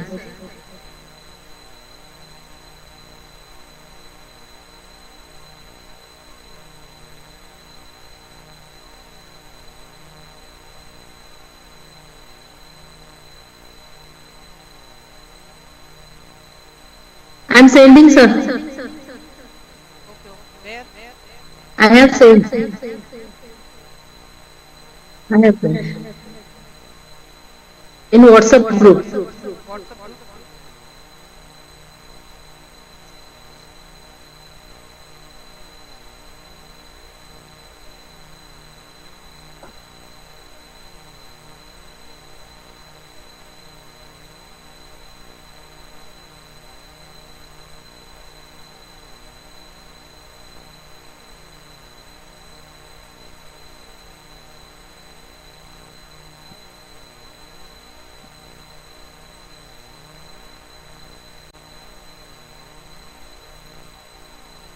Yes, sir, I'm sending.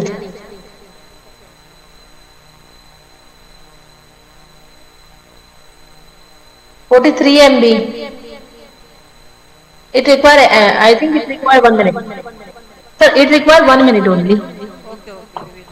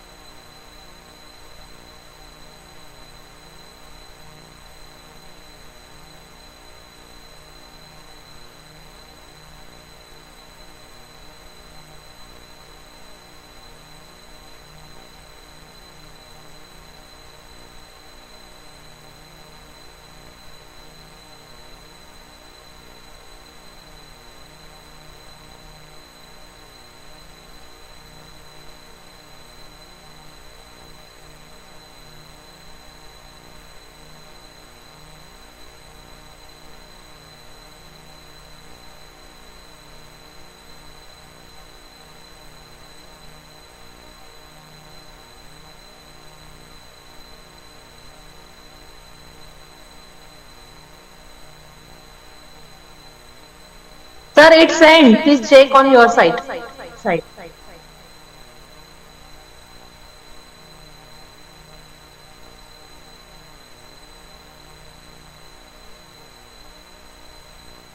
From my side, it is already sent.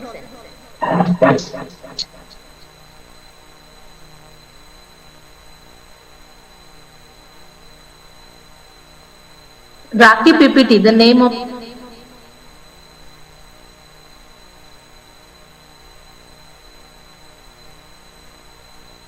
WhatsApp group, sir. The main group. I see here.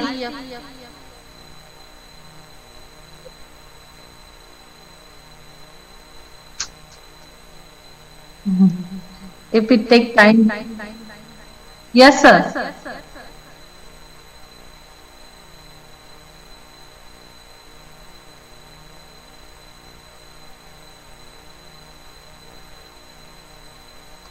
From my side, the queue is complete.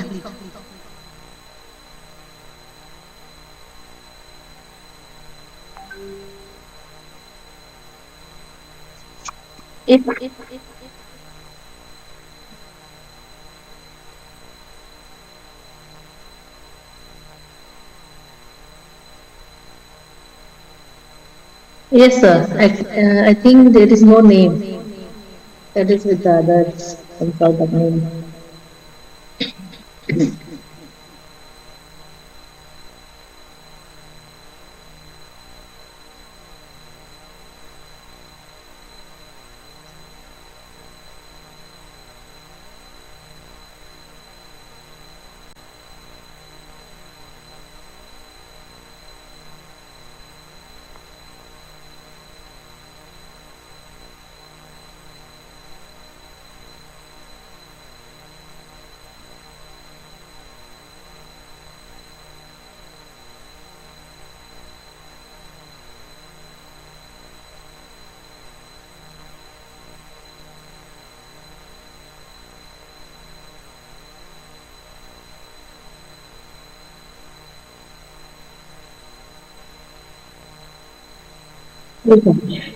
Yes, sir.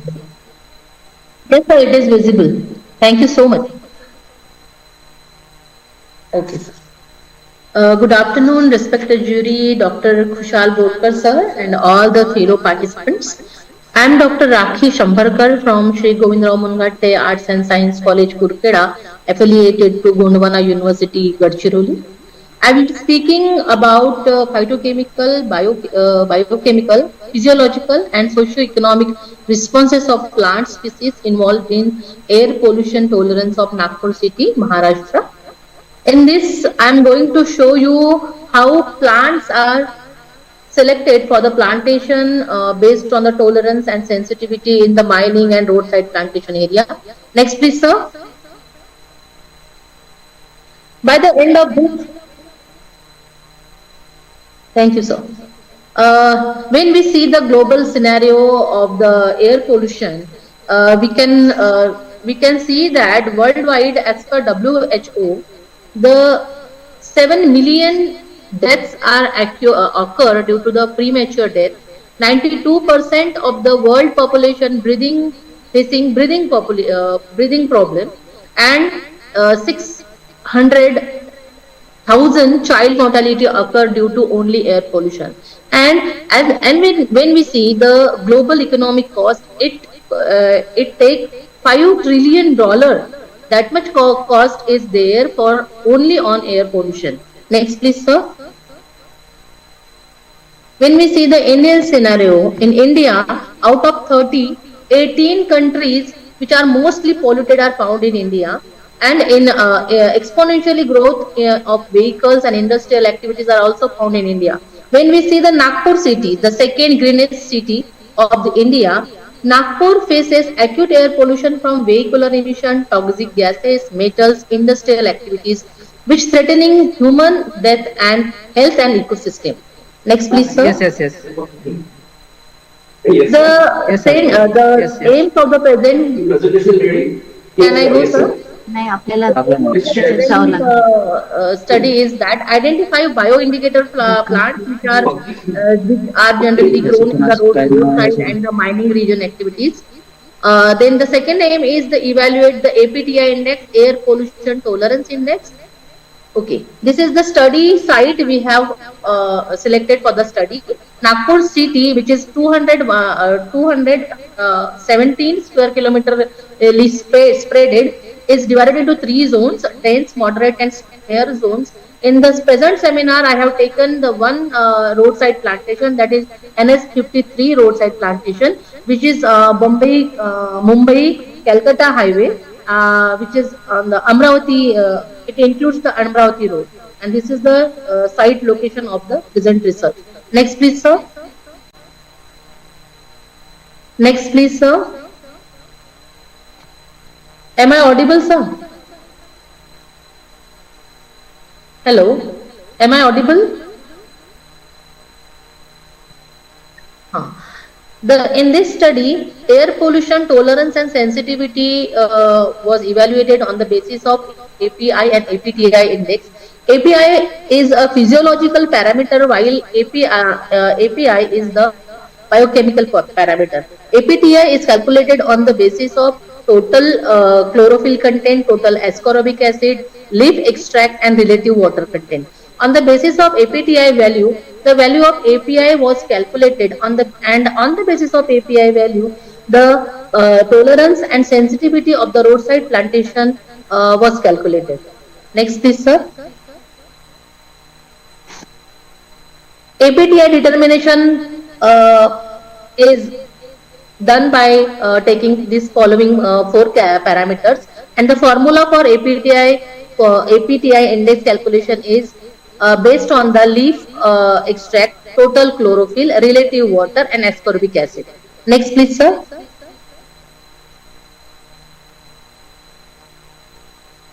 Next, please, sir.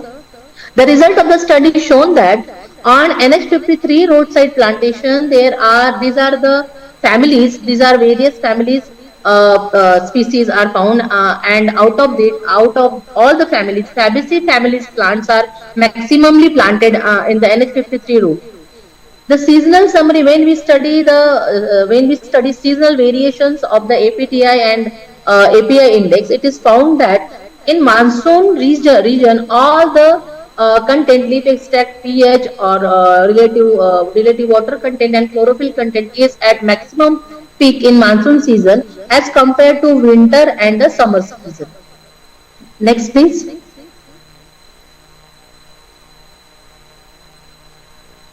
Next, please.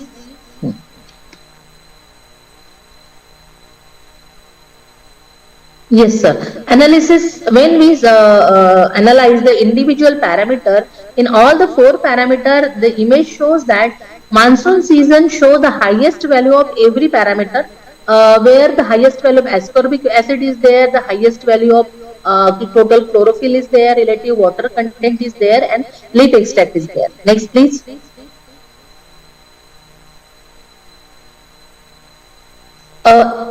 On the road NH53, there are 49 species of different families. We have already shown in the earlier size, but all the plant species show the APTI value highest in the monsoon season. Next, please.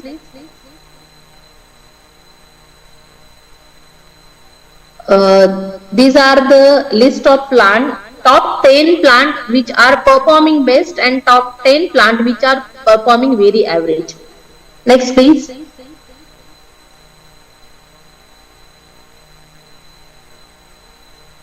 Then, from the study, it is concluded that plant which are tolerant to air pollution shows the bioindicator, and we can take this plant for the plantation in mining areas and the roadside plantation in urban areas also. Out of this, Ficus bengalensis show the highest APTI value, which is 18.74 in monsoon season.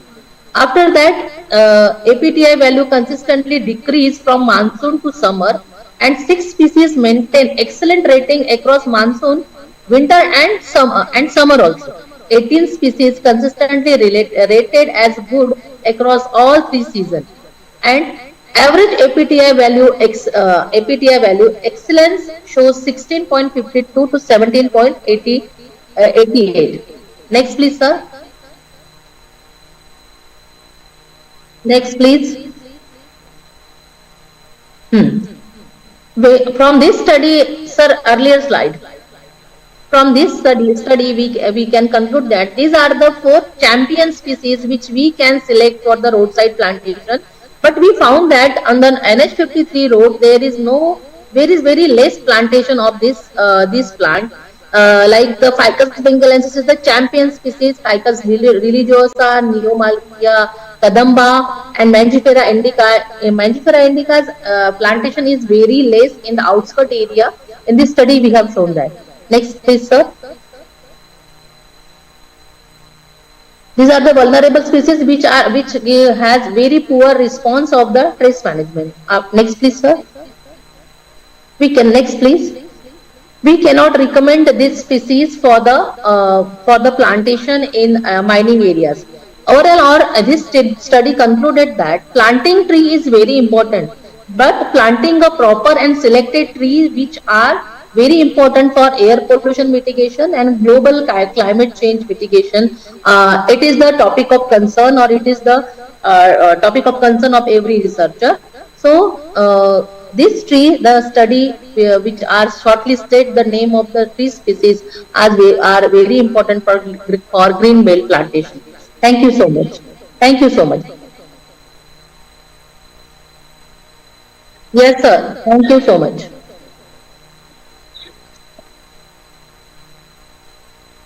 Yes, sir. Yes, sir.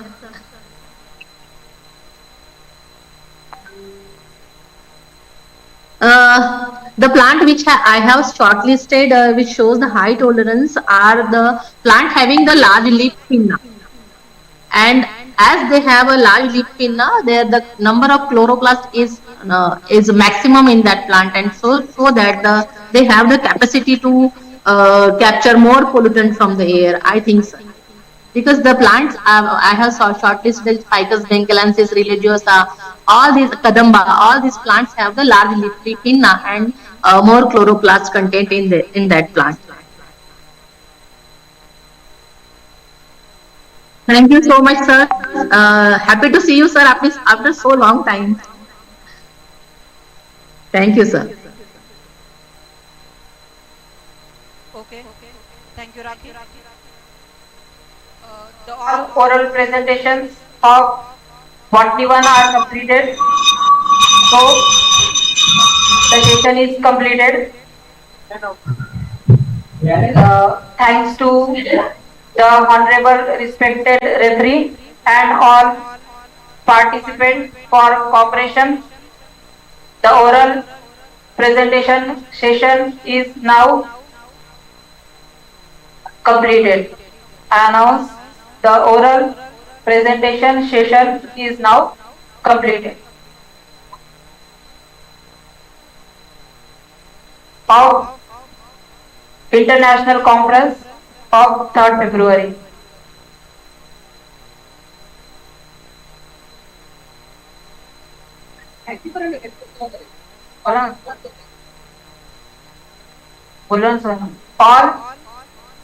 All participants and respected referee Kushal Bolkar sir, thank you very much for your evaluation, the oral presentation session in International Conference of Botany on 3rd February 2026, and all participants who cooperate in the oral presentation session, thank you. Now the oral presentation session is completed, I announce. So thank you very much. You can leave room now. You can join the main session also, because all you are in the main session itself. One announcement for you. Tomorrow's session will be started from 10 a.m. So I request all the participants to join on time. Tomorrow's sessions are actually offline, but even though we will, because this conference is in hybrid mode, so we are there online also. So those who will not able to come physically in this college premises, still also you can join online and be the part of our this is our international conference. Thank you for all your endeavors. Thank you so much for today.